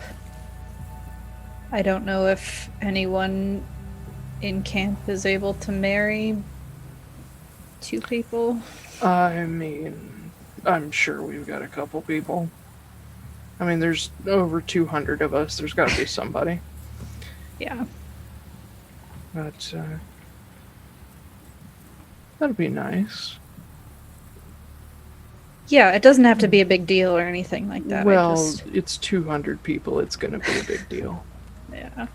I don't know how you feel about big families, but they're pretty pushy. I never had one, so I don't know. It's nice.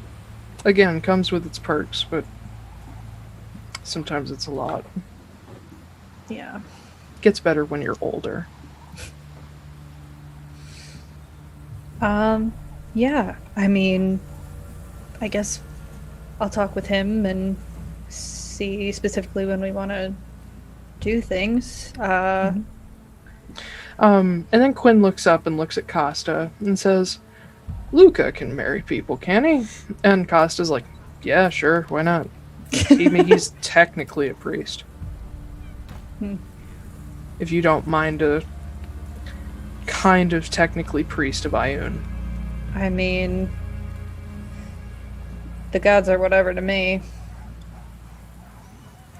Well, captains, priests, anybody ordained will work. But yeah, Luca could do it. It'll be colorful, for sure. Sounds good. I don't know if my fiance would be entirely happy about that, but he does whatever I says anyway. So whatever I says, whatever I say he anyway. says. Yeah. Yeah, Quinn smiles like, yeah, I kind of got that from him. He seems like he's pretty independent, and then when you walk in the room, he's all ears. Yeah, basically. That's nice. It is nice. But I don't know. Sometimes I kind of don't like having that power. The power to just... You don't like being in control like that. I Of mean, somebody else. Yeah. If I wanted to, I could just break him, and I don't want to do that. That's the, it's kind of the vulnerability of being with somebody. They trust you completely, and the reason they do that is because they know you won't break them. Or at least they hope so.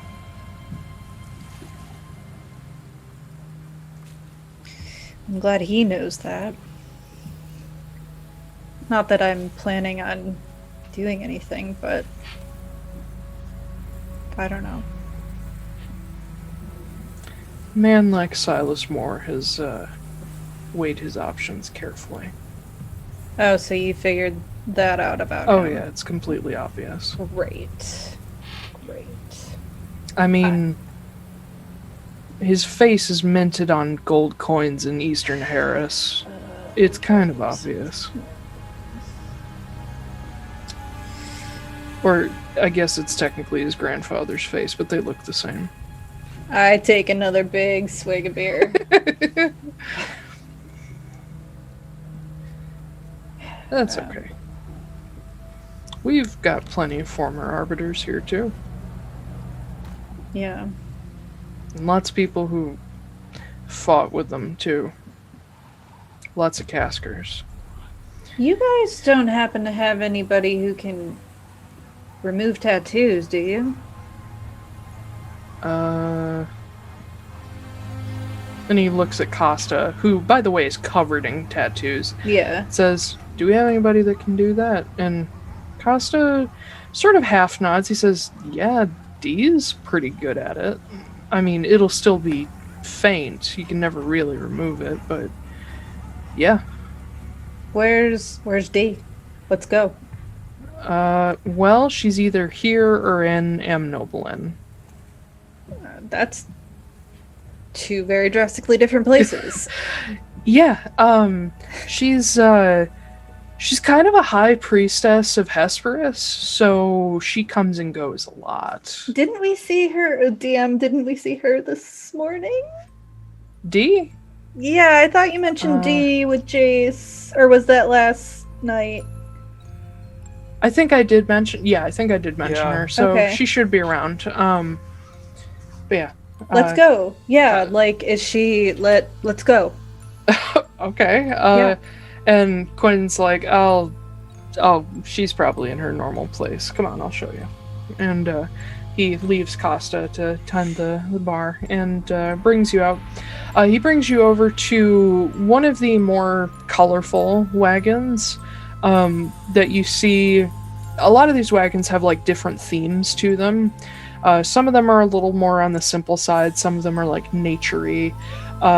Several of them have some like religious iconography, mostly Balin and Giri.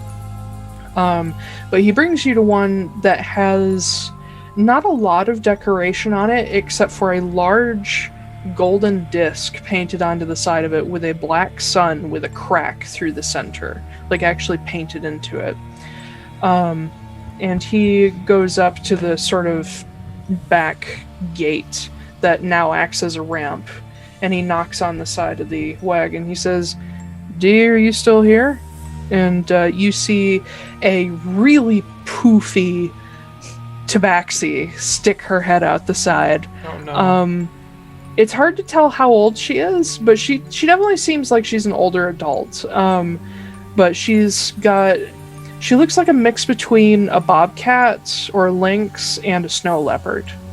She's got a big old poofy tail, and she like pokes her head out. She's like, yeah, what? Hi. Sorry. Didn't want to interrupt anything. No. And she steps out, and you see behind her comes this younger tabaxi who probably about half her age or less, and he looks a little bit like her. She says, "No, what's up?" Ezra, go here. And she like hands him a bunch of papers, and he runs off. She's like, "Yes." Quinn and Costa said that you do tattoo removal. Yeah. What do you... I flip around and I pull my hair up. Oh, okay. Yeah, I can do that. Great. How much do I owe you? What? Money? Payment for it? Why? Because you're doing me a service, and I... But aren't you like one of us, though? Sure, I don't know.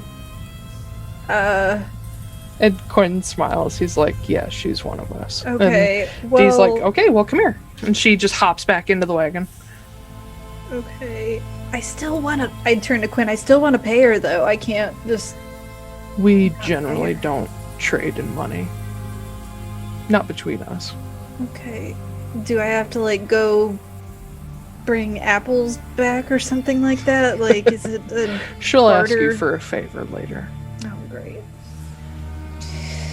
Alright. But yeah, let's hope Silas is okay with that. I'm... Been coughing up hairballs for a week.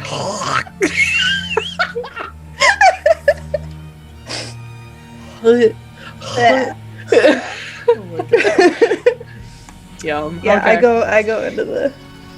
Yeah. Inside this particular wagon, you do see a lot more of this sort of sun iconography. Make a religion check. I don't think I'm very good at that. No, I'm not. Considering your lack of wisdom and intelligence. Yeah. 9. It looks familiar. You don't know. But there's more of this symbolism in there, as well as these beautiful, like, obviously hand-woven. Well, no, they have looms. Anyway, these hand-woven tapestries that depict this very, very dark, almost black-skinned figure with a flaming mane of hair and bright, like, fire-colored eyes. He doesn't have any, like, shirt or vest or anything, but he does have all these tattoos on him that are, like, bright different colors.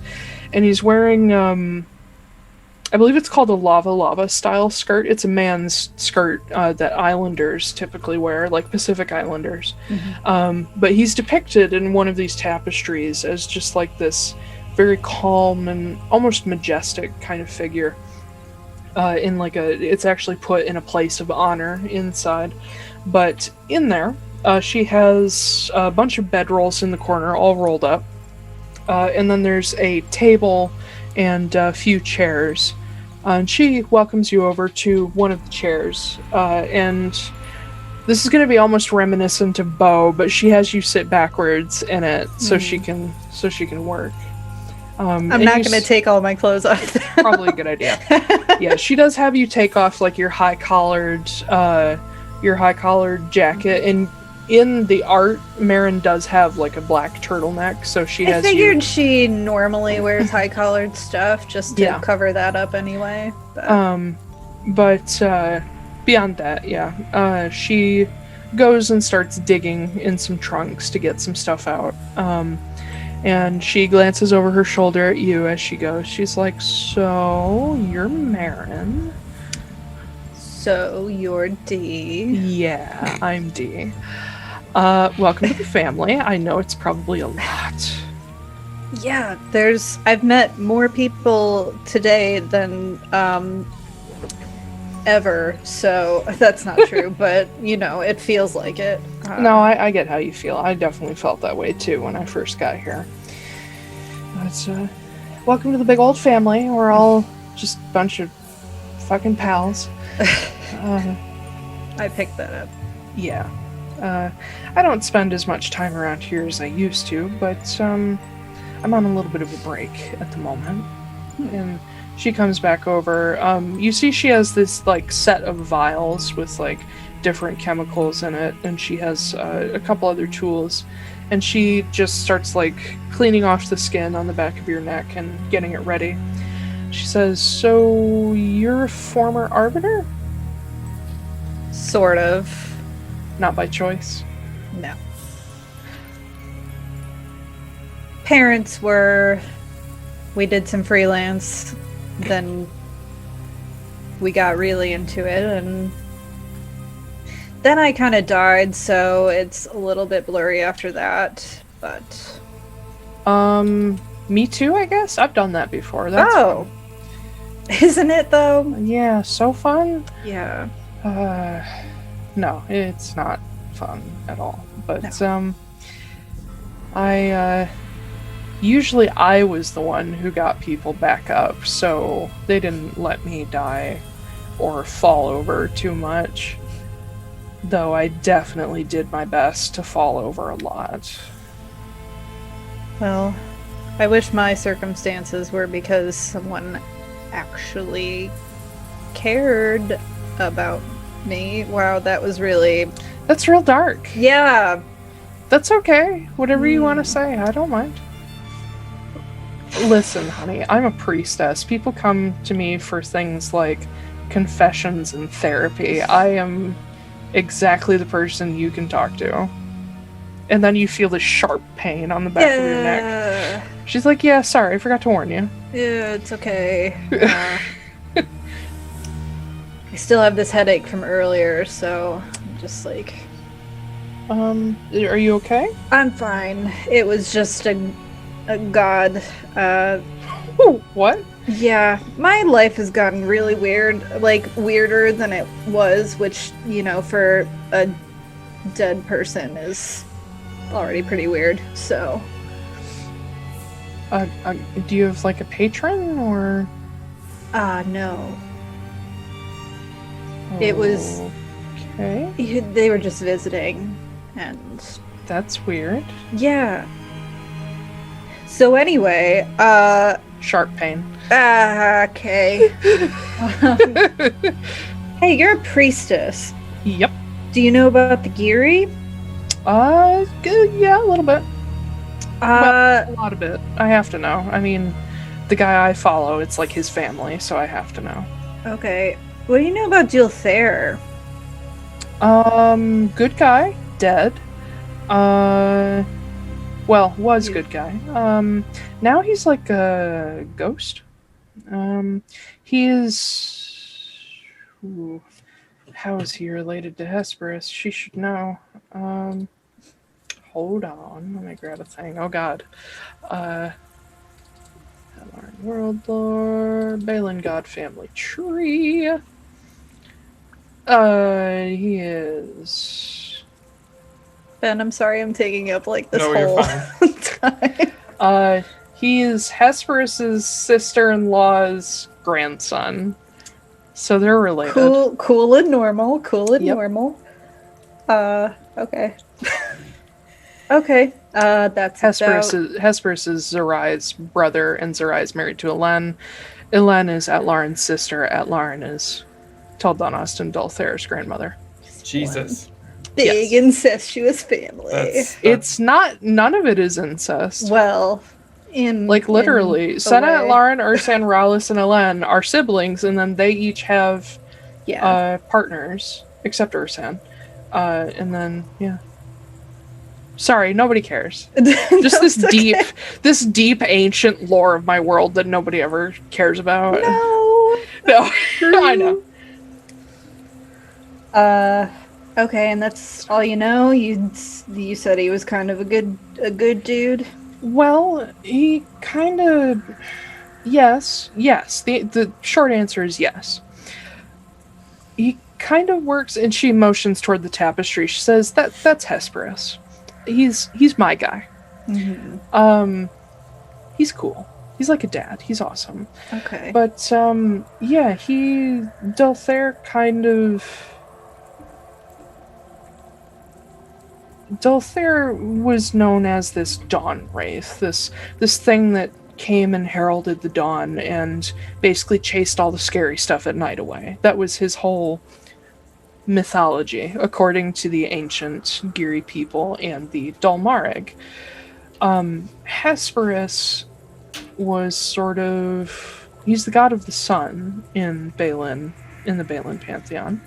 And so you can imagine they're friendly. But Delthair is super dead, but also not at the same time. He's like a ghost. Okay. So, this is just hypothetical, of course. Which definitely means it's not. Well, I'm just curious. If someone were to be, like, make a pact with Delthair, what might that entail? Bad things, good things, neutral things? It depends. I'm in that position with Hesperus. I'm not... I didn't start out as a priest. I started out as somebody he basically adopted. And I'm still not, like... I'm not a divine caster. I'm not any of that. All my stuff comes through a different sort of conduit from him. So, in my experience with Hesperus, we have sort of a familial connection where he takes care of me, I take care of him. But other patrons see it as more of business deals. Sort of quid pro quos, and you fetch this thing for me, I'll give you this power, so on and so forth. And then there are those that pick up people who are vulnerable and lost, sometimes even people who are dead, and they use saving them as their control over those people. And those people become almost like drug addicts, almost. If they don't do what their patron says, they lose their power, and then that's all they want back, is just power, power, power. It's a really vicious cycle. But thankfully, that is not the majority in my experience. Why, do you have a new patron? Uh-oh. Did we Alicia's lose gone. Alicia? We did. Uh-oh. Oh no. Oopsie poodles. I don't know how long that's been going on. I don't know either. Oh, there you are, Alicia. Hey! Did you... Oh god, your audio's gone. Yeah, I can't hear you. No! Oh, there you are. Okay. Here it Okay. comes. It's catching up. My internet just blipped on me. Okay, So how much did you get? I got to where you were like drug addicts, and then Yeah. Oh, you didn't miss much. You Yeah. didn't miss much, but yeah, Yeah. the drug addicts where some have patrons where take their power away if they don't do as they say, and so on and so forth. But then she said, why, do you have a new patron? No, somebody that I know does, and I just want to know if I should be concerned. Well, generally speaking, it is kind of concerning anytime a full-on god takes interest in a mortal. My situation is weird because Hesperus is kind of a fallen god, but Delthair, well, I guess Delthair is kind of similar. He's just dead instead of fallen.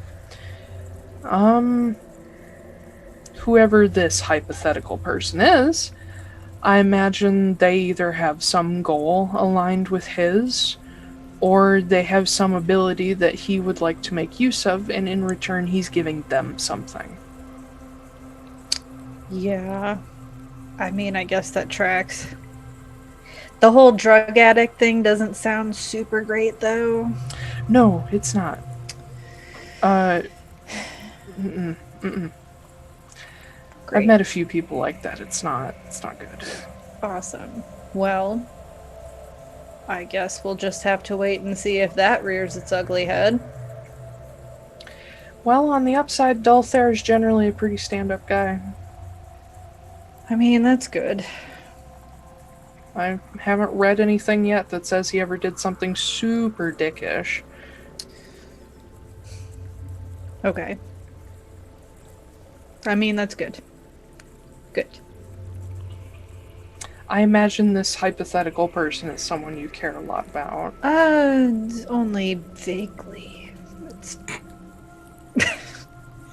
Well, this hypothetical, very close to you person, if they need any help, hypothetically, just let me know. I will. Sharp pain. Dad! I'm almost done. Hold on. It's fine. I have been through worse, so. Yeah, you probably have. Yep.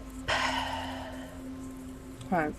As she finishes up her work, she puts a bandage in place on the back of your neck, and she says, so that's going to hurt super bad for a little while. I put some stuff on it to make it not hurt quite as bad. And she gives you like this little tiny clay pot full of this salve. She says, put that on like twice a day and keep it bandaged for at least 3 days. And then after that, you shouldn't have much more than sort of a ghost of the old tattoo. And you can either cover it up with something else or leave it be. Thank you. Quinn said you don't really deal in money around here. That's a little foreign to me. Well, I also live and work in a place where people just don't use money.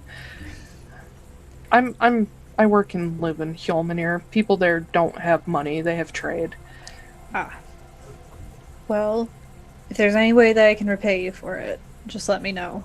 And well, the only thing I generally ask from people in this family is to look after everyone else in the family. that still feels like really, that's really like sweet and everything. Like, oh, my heart is touched. Are you not familiar with the concept of pay it forward? I mean, I've heard of it. If you see somebody who needs help, help them. But I already do that. Then keep on doing it. Okay, but that still doesn't seem like a fair trade of... Never mind. Yeah, okay. I'll do that. Thanks! You're cute. You get nervous easily. Mm-hmm. It's a family trait, apparently. I'm sure. I don't know if you and Sylfie ever met, but... I don't think so. Which is unfortunate, because she sounded fun. She sure was fun. Okay. Well... Awkward conversation.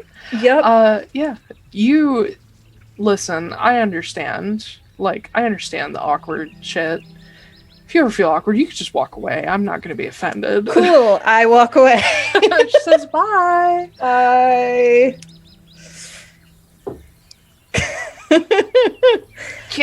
I think I've figured out Marin's dumb idiot, her dumb idiotness, as we were talking about the other day, and I think she's just like does not know how to talk to people. Yeah. She likes people generally, like most people, but I think she's just like, I don't know how to approach any of this. Kit. So I think I figured Yes. What you doing? I imagine I spent the day on the lookout for the goose. And regretting most of my choices. And then If I can't make you feel sadness, I can at least make you feel regret. Yeah. And then, yeah, I don't know if I would have done much, honestly. Just, like, trying to Read a figure book. out what we're doing next. Make me a perception check. Okay. Good thing I put my dice away. Okay, perception check. Yeah, we're not done yet. Okay. 21. Okay. So you do see him before he gets to you.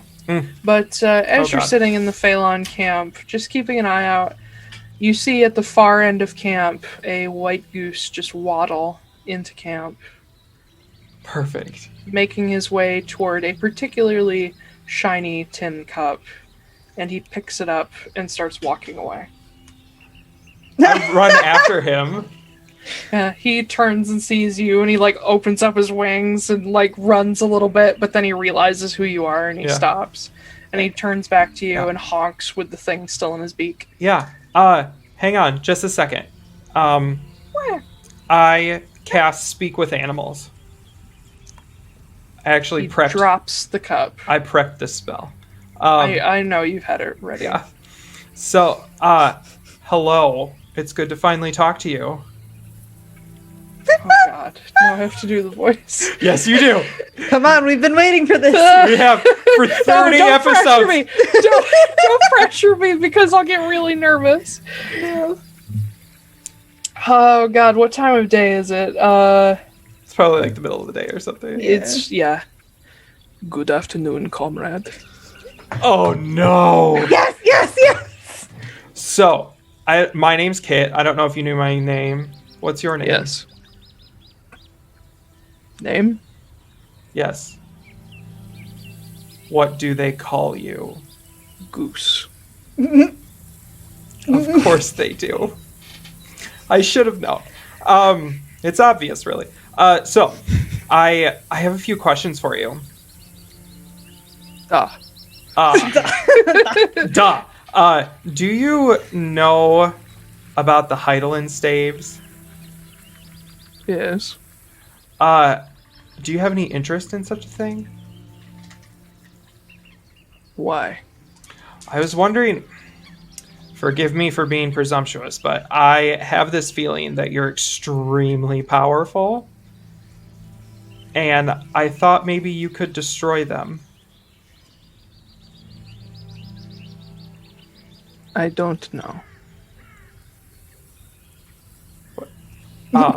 I follow-up question to that, which maybe I should have led with. What are you? Goose. I don't think that's true. Think you look like a goose. But can you imagine that fucking Aarakocra that was interpreting this for us and he's like listening to this goddamn voice? Goose. Okay. Favorite toy is Belle. Oh, that's good to know. I'll see if I can find one for you. I had to channel Ivan for this goose. Yeah. Are you good or bad? Like, what are you? I'm Goose. You wanted to talk to the fucking goose. Oh my god. The all-powerful Eldritch Goose is a fucking idiot. Alicia's just like, thank you, Lord. This is the best day ever. Oh my god. Look at this. Eldritch Goose, intelligence of 2. Okay. So, can you visit somebody and see if maybe you can help them? Or do you care, I guess? I don't Is know. there food? She can definitely get you food. I like food. Good to know. Egg roll, very good. I'm sure it is. I knew you liked have those. Egg roll. I can find some possibly soon. Would like egg roll. Okay. Can I send you? Can I? So hard. Would you please go visit Kenna McAmbaro? She has lots of egg rolls. Who is? She's a god. She's here on Earth. She's at the circle, the Arctic Circle of the giants. Big circle Yeah, the big circle. with big rock. That, indeed. I know big rock. Yes, that is. If you visit her, she's in charge. She's kind of bitchy, really tall, bags under her eyes. Looks like she hasn't slept in about 20,000 years. She Definitely God. Yeah, definitely. She can help you. Are you Food? a god? No? Maybe. Goose. She can definitely help you out, and maybe you could help her. Oh. You might be able to destroy the crystals. I believe in you. Not food. Oh, she'll get you food. The crystals might be food. I don't know. They might taste really good. Bad idea. We'll try. Yeah, they might taste just like egg rolls. I'm not sure, though. You see the beak like go up. Of crystal? I don't, but she's got like 3. Egg roll crystal. Yeah. Extra crunchy. This is good. Yes. Crunchy is very good. Favorite food. Yes.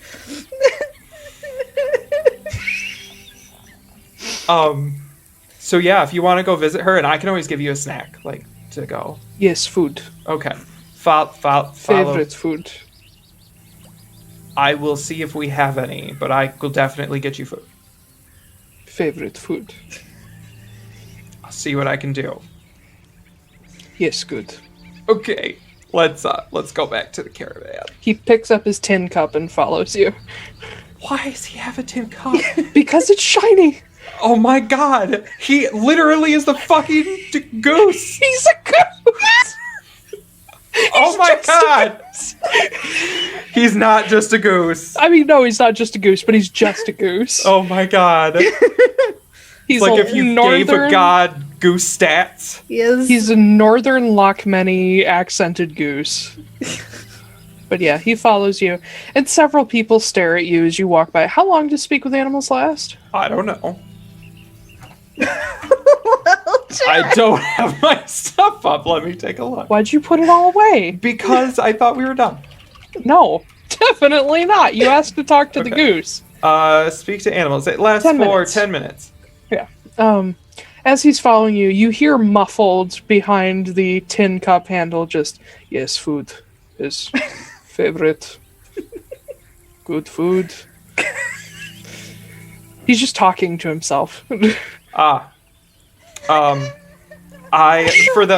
the people who are looking at me, I'm just like, don't worry, I'm a druid. They've guessed. It's fine. So As you get over to like where all the food is like stored and made, he puts his tin cup down and looks around. Looks at you. Food. yes, working on that. Hello, is anybody here? Favorite food. Is this restaurant open? You do see a few people there getting food ready for dinner. Yeah. Hello, good people. An older, probably bugbear woman looks over at you and says, "Yes, food."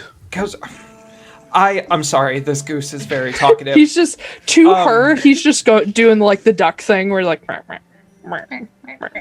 Do you know how to make egg rolls? Egg rolls? Okay, I'm gonna assume that's a no. What kind of food is it? It's like those Lochmany things. They're like a little roll with a bunch of cabbage in them and stuff. She turns and you see nearby there's a red dragonborn who has like both of his horns look like they used to be blunted, and she She calls him over and she says, Titus, he asked for egg rolls. And he's like, oh, yeah, I can make those. He looks at the goose, who's like, food. I kind of turn to the goose and I'm like, do you think like maybe like 10 would be okay? Many favorite food. Okay. I turn back to him and I'm like, can you make like 10 or 20? Yeah, sure. And Thanks. he goes and gets out some supplies. The goose follows him. Yeah. I'm also going to need a bag for them. We have flour sacks around. That's perfect. Okay. He watches the goose follow him, and you just hear the goose the whole time go, you make food? Just staring. Oh my god. And the Dragonborn's like, hi, buddy. And he like leans down and like goes to pat him on the head, but the goose's head just goes under the hand. Just snakes out of the way. Yeah. But the whole time the goose is like chittering, like, no, do not touch, make food. Has anybody else ever talked to the goose? You don't know. Oh, no, I mean you, DM. Has anybody else ever talked to the goose? No. Okay, cool. That's why I didn't have a voice. So, yeah, I'm just gonna wait for him to finish them. Yeah, he starts making them from scratch, and the goose eventually comes back to you looking a little perturbed, like, where is food? He's working on it. It's gonna be really fresh. Is good? Yes. Super, super big, very good. I wait. And he sits down next to his tin cup. Okay. And he like pecks at the tin cup. Do looks around a little bit. Do you have any magical weapons on you by chance? What is? Like a knife? He sticks his head under his wing and pulls out a short sword.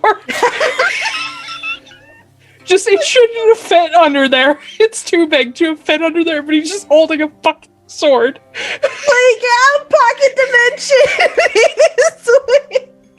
He drops it on the ground. He says, knife. You're not... Is it just a regular short sword? Can I tell? It looks pretty magical. Oh my god! Can I touch that? Why? I just want to look at it. You give back? Yes. He picks it up and holds it up for you. Everyone else is staring at this miracle that just happened. Kit's also just going like, yeah. Is MARIN here or is MARIN still out in the woods? Yeah, where am I? I imagine MARIN word has spread. Because I want MARIN to see this fucking There's goose. a fucking goose in camp and Kit's talking to it. So yeah, MARIN's heard. Yeah, I imagine I have a sore neck and I go over and I'm like, oh my god. You see a goose holding a magical short sword up to Kit. Mm-hmm. I just like take it and I like look at it real quick and I'm like, oh wow, this is really pretty. Like give it a couple swishes and then I just give it back to him. Is shiny. Very. Good job. I walk up to him. Yeah, you weren't kidding. She doesn't have any food. It really is a goose. Yeah, it is a goose. Are you honking at that thing? I mean, you just went. I mean, I have to talk to it. She speak? She's talking, but she can't speak. Does that work? I look at the goose. It doesn't work. It's to him it's gibberish, but he hears you trying, and he's like, "She has very bad grammar." I kind of do a little flap thing. This is offensive. If you piss off this goose, he just pulled a magical short sword from under his wing. I'm just trying to talk to him. You're talking to him, so... You're being offensive. Also, what? You didn't see the short sword? Well, I saw the short sword. I didn't know it came from under his wing. Yeah. Did he put it away?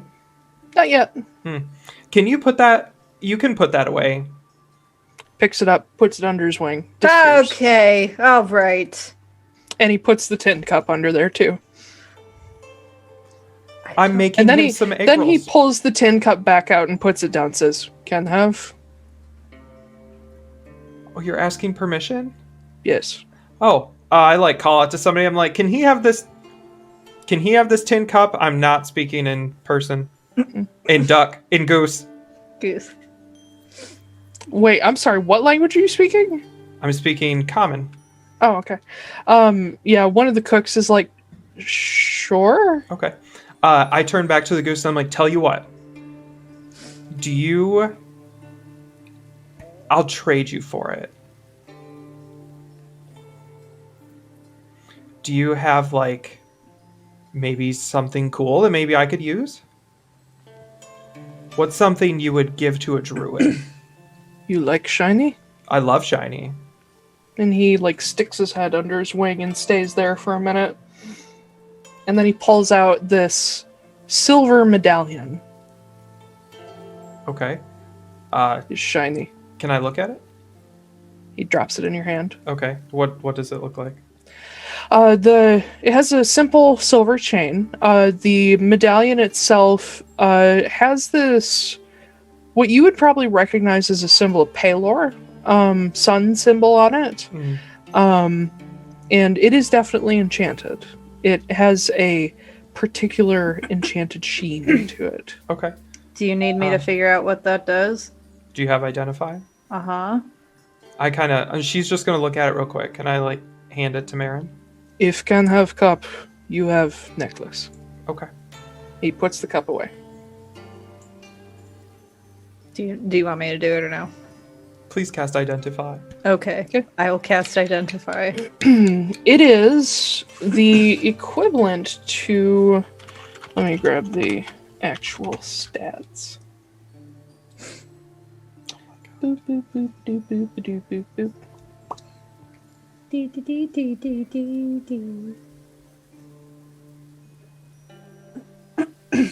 God, my throat is like...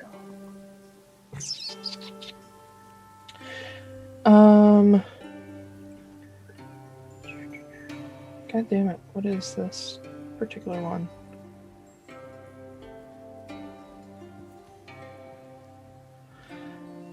It is a... What is this called? It's a version of an Ioun stone. It is a mastery stone. It increases your proficiency bonus by 1 while you're wearing it. Shit. It does require attunement. Okay. So... I say all of that. Ioun stone necklace. Alright. I'll look to the goose and I'll be like, you know what? This is a really good trade. Very shiny. Very shiny. Good job. You get small shiny, I get big. It's such a good trade for you. Yes. I like you. Are those egg rolls done yet? Sir? It's been like 2 minutes. You're kind of really slow. It's been 2 minutes. He has to make them from scratch. That's true. Well, sir, Mr. Goose. Goose. If you'd like to waddle about while we finish your food, feel free to explore. Your name? Kit. Kit. Mhm. Like fox. Indeed. Do I have name? You said it was Goose.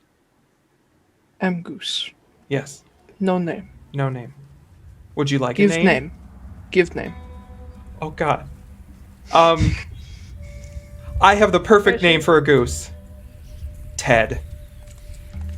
Ted. Yes.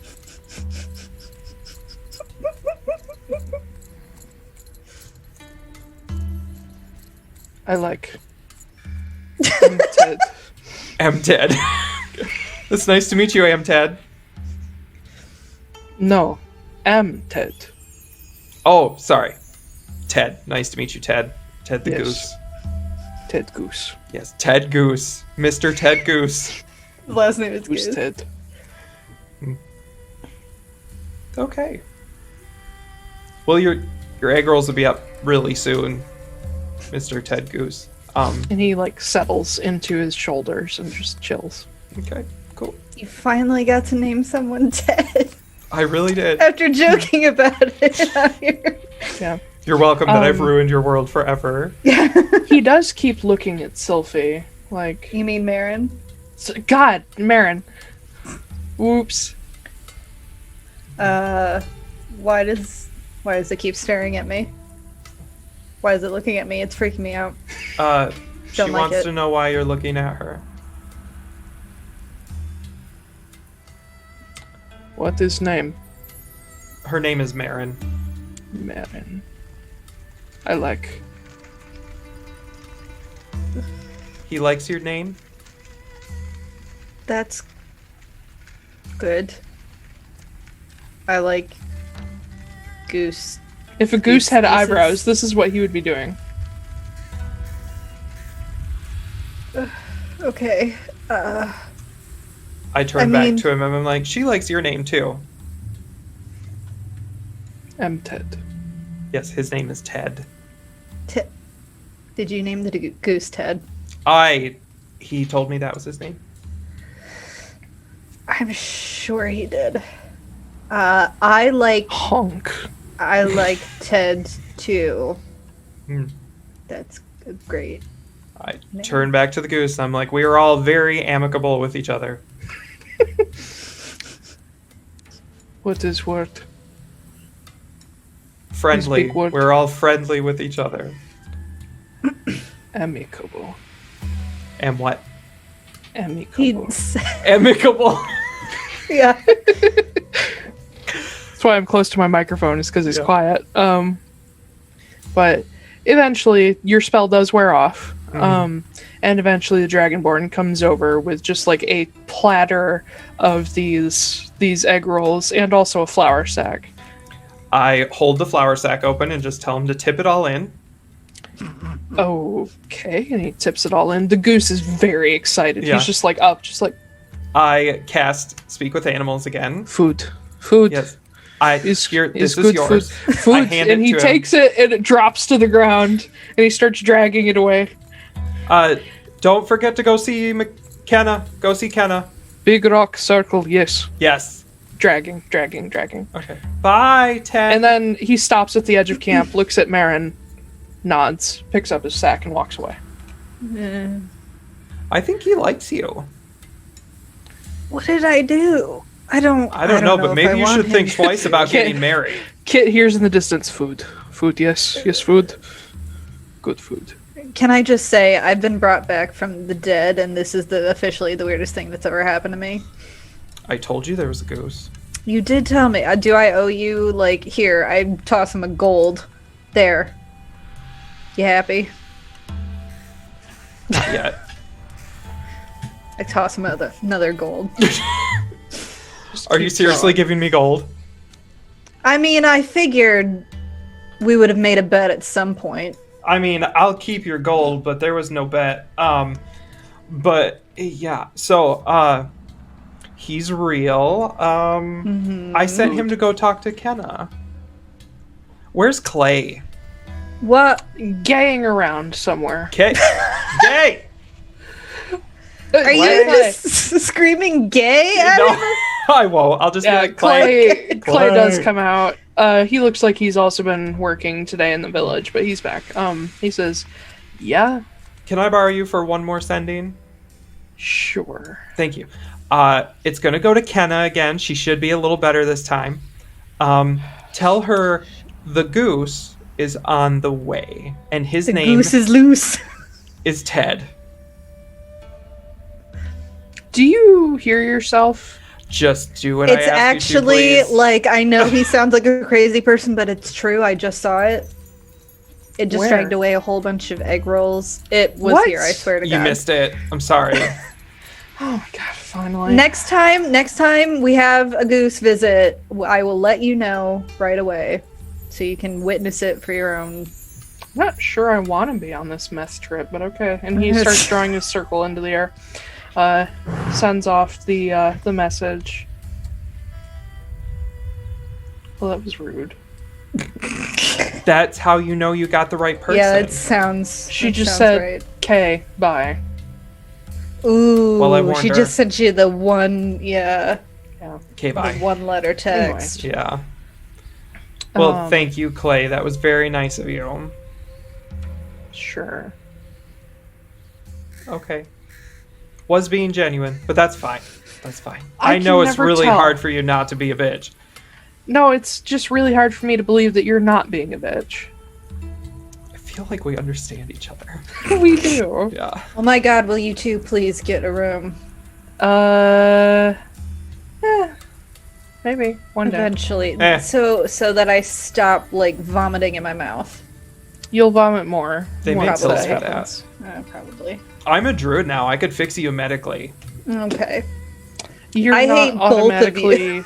you're not automatically medically inclined just because you're. I am Jewish. now an apothecary. Oh God, you're certain. But anyway, I imagine this is what Kit is just like all his misconceptions about druids. I'm an amazing doctor now. Yes. I can do literally anything. I feel like he was already. Yeah. Yeah. Hubris indeed. Yeah. Yeah. So, well, that was fun. Yeah. I think I'm gonna go to the middle of another one of the fields for the day and just like make them perfect because I can. You're doing this at night? I thought you said it was the middle of the day. I mean, it is kind of the middle of the day, but it's like late middle of the day. Oh. It's like 3-4 o'clock.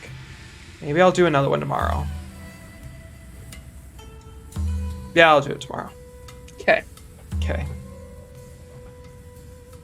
All right. Well, it was nice speaking to you all. Best wishes. You too.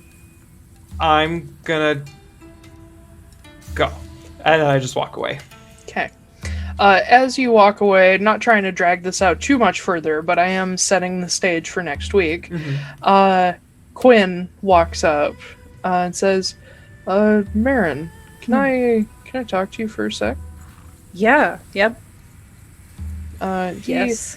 sits down with you as everybody else is like gathering up to either make or partake in meals, and says, "So, Jace and I have been talking a little bit about plans for you and Silas and Sylfie, and we don't want to do anything you're uncomfortable with, so we were thinking of just doing a sort of small pyre for anybody who wants to be there. You don't have to be at all. But yeah, we were thinking of doing that, and then once we kind of have a day to settle in from that, we just throw a big old party for you guys." That sounds wonderful. I think that'll be good.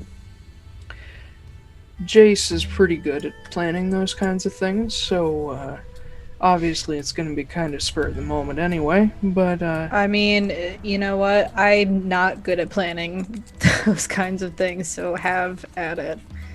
she'll help you get together anything we can from this town, but we've got a lot of stuff we carry with us that we can use for like just a little bit of decoration, and there's a bunch of people you can borrow nice clothes from if you want to, and we'll get something together. Luca's already said that he'll be happy to officiate. I love it. Let's do it. All right. We'll set up the pyre tomorrow, and then next day, once everybody's had a moment, and we have a little get together for Sylfie, we'll have a bigger party for you guys. Because I know you haven't really seen how we work yet, but even sad stuff, we follow up with a party, because we like to think that the people who are gone, grieving is for us. It's for the living. And they'd much rather see us celebrating what we have rather than what we lost. But I like that. all right. Well, if you'll excuse me, I gotta go find a silver ring in your size. And he walks away. And another one, actually. Alright, I'm gonna go find Silas then, I guess. He's around somewhere. Oh, he hasn't seen me since I stormed off. Nope. But, He is giving you your space. yeah. But he's his usual quiet self. But he doesn't seem to hold any ill will, I guess. He's fine. Yeah. Just when you come back to him, it's as he doesn't act like nothing happened, but it's very much the same as usual. Like, he just scoots over to give you a spot, and the moment you sit down next to him, there's an arm around you. After I sit there for a little bit, I'm gonna face my back toward him and pull my hair up and show him the Good. bandage. I Thought it should was time. probably get that done at some point as well. D is really good at it. It hurts like a bitch. All good things do. Okay, just... You can name me next time. You don't have to beat around the bush. You are a pain in the ass. I know. So are you in your own special way. Thank you. I try my best. Anyway, have you eaten yet? No, I'm starving. Good. And he motions you off toward where all the food is being served, and that's where we'll end for tonight. Yay. We only went over by a little over a half hour. Yeah. Who It cares? wasn't like 2 hours. True. God, I love that goose. Oh my god. I hate him, but I love him. I'm so more every happy. time. I'm Food. so happy. Food. Yes. Food. Yes, food. Oh my god. Here I thought I was going to make a great ally. I mean, you kind did. of have. Yeah, he's your buddy now. Oh god. He knows your name. That somehow makes me feel more worried. Good. It should. Hmm. You should never give your true name to a creature whose origins you don't know. True. Good job. Yep. Yeah, I'll have to talk to you privately about what We why know he his likes real me name. so much. His real name, I mean, technically it is Goose, but Now. Now it's Ted. it's dead. Did. But yes, I forgot we were streaming again. Thanks everybody for joining us, and you can follow us on Twitter at Atlaran Adventuring or at Atlaran ADV Co. Excuse me. Links are below to all of our stuff and YouTube, and we are also found on all, well, not all, but a lot of podcast platforms. We post VODs and podcasts of the stream every Wednesday, usually in the morning.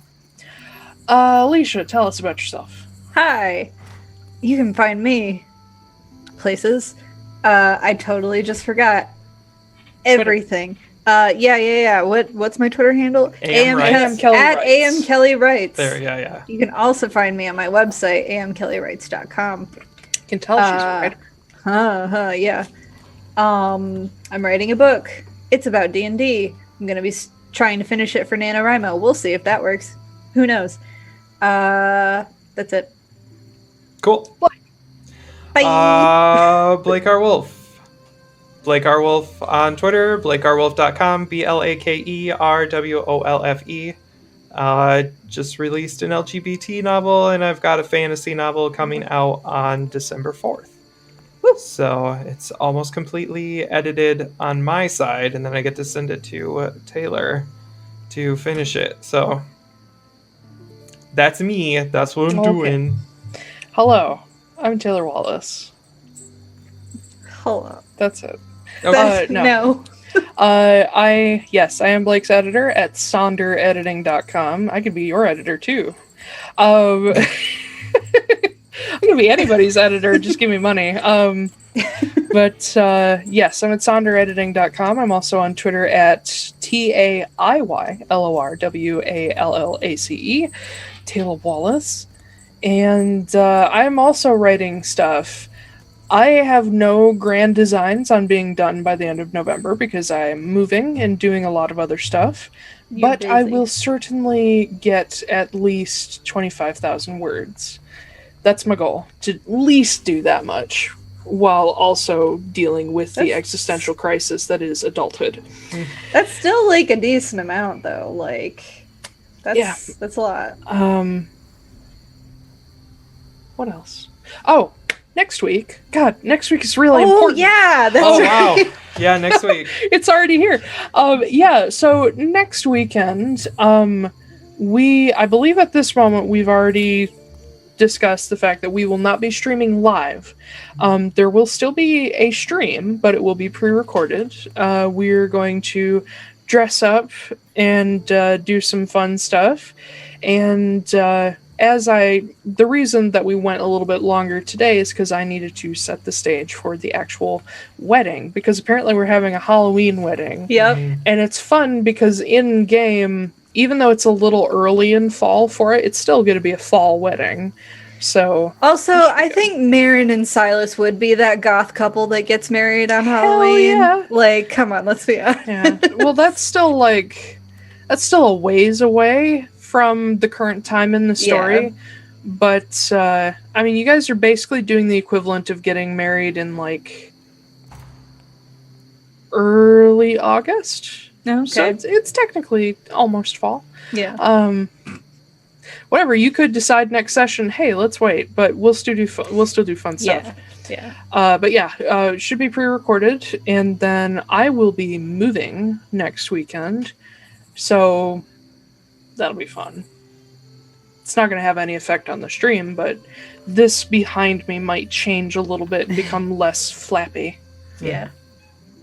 Yay. I'm gonna kind of do what you do, Ben, where I have the tapestry on the wall and the desks in front of me. Yeah. I'm gonna do something. I'm sure my like neighbors love that I just did that. Is it your I can bedroom do right that behind too. you though? No, I moved my living room Oh, again. it's in a different place. I'm on the Okay. opposite wall now. Oh, great. Well, I'm I gonna just keep do moving my living room. the thing that you did. Well, come on, quarantine. I know. That's all you have I'm to bored. Yeah. do. But yeah, so join us next week for a special romantic episode where Alicia and I need to flirt with each other for 4 hours. Let's get married next weekend. Too. Yeah. Oh my god. This is Yeah, the and then Ben's just like, this is the extent of my romance life is D&D. I make everybody flirt with me. Same. I'm sure my husband will love watching me get fictionally married to Silas is a another very dude, chaste but, man. I'm sure, at least in public, he is. So it won't be too lovey-dovey. Oh no. But Corey anyway, doesn't care. Are join you us. kidding me? He doesn't strike me as a guy who would care. No. Anyway, Oh, I've told him. I'm like, oh, I'm engaged to this other guy in my game, and he's like, oh, okay, cool. Is he hot? cool. Yes. Yes, he is. He's very hot. Actually, there's an icon of him in here somewhere. I saw briefly when we were fighting Alistair, but Here, put you on the characters and tokens page. He looks like a vampire.